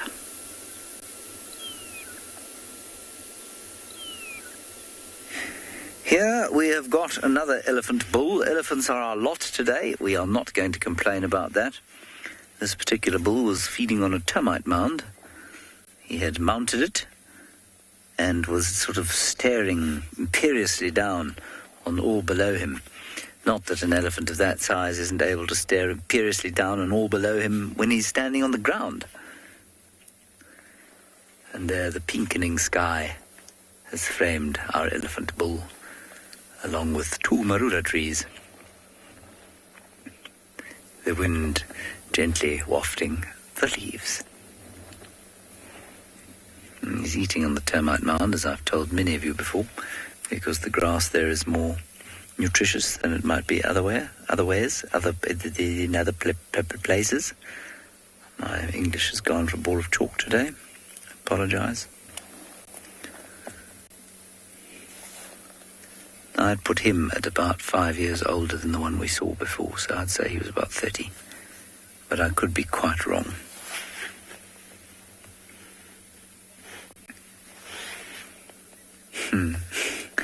No butterfly. Well, I mean, they do and they don't. Elephants will sometimes play with each other's tails, but they don't hold each other's tails when they walk in a line. I remember, I forget who this was. I remember watching somebody auditioning or interviewing, I'm not sure what you call it, I guess it's an audition, to be a presenter once, and watching elephants, and there was a little calf that didn't have its tail anymore, and he said, no, you know, that elephant's had its tail pulled off by a friend. They often do that. They often pull each other's tails off. It's absolute garbage. I'm sure that it had a tick wound that festered and then the tail would have dropped off. So no. You'll see little ones sometimes tugging on each other's tails or touching each other's tails, but it doesn't seem to be either a following mechanism or a source of great entertainment for young elephants. Certainly not for big ones. Big ones really don't care.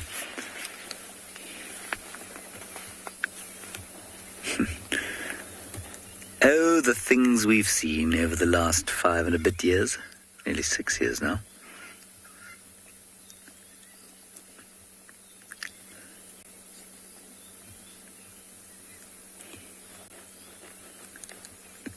You can just hear the gentle swishing of his tail. Whoosh, whoosh, whoosh, whoosh. Old flap of his ear. Well, two babblers who've decided that they're not quite ready to go to bed yet. The typical sounds of the fork-tailed drongos, they're often the last to go to bed. Of the diurnal birds, that is. Often you find them sitting on the road, which is quite interesting. I noticed that when I lived up near Palabua. Another lamentable low-felt settlement.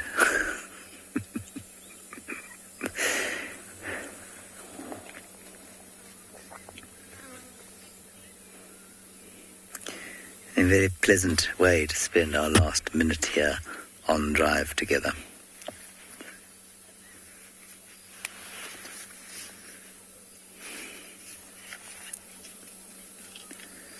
We will, of course, see you tomorrow, yet again, at 05:30.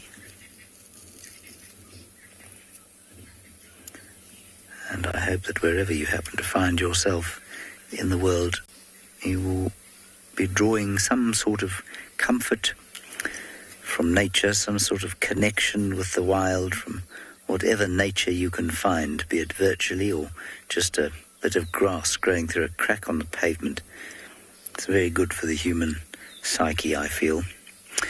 Thank you for your questions and comments. Thank you for your patience. And we'll see you tomorrow, of course, as always, at 05:30. Until then, stay safe and happy wherever you are.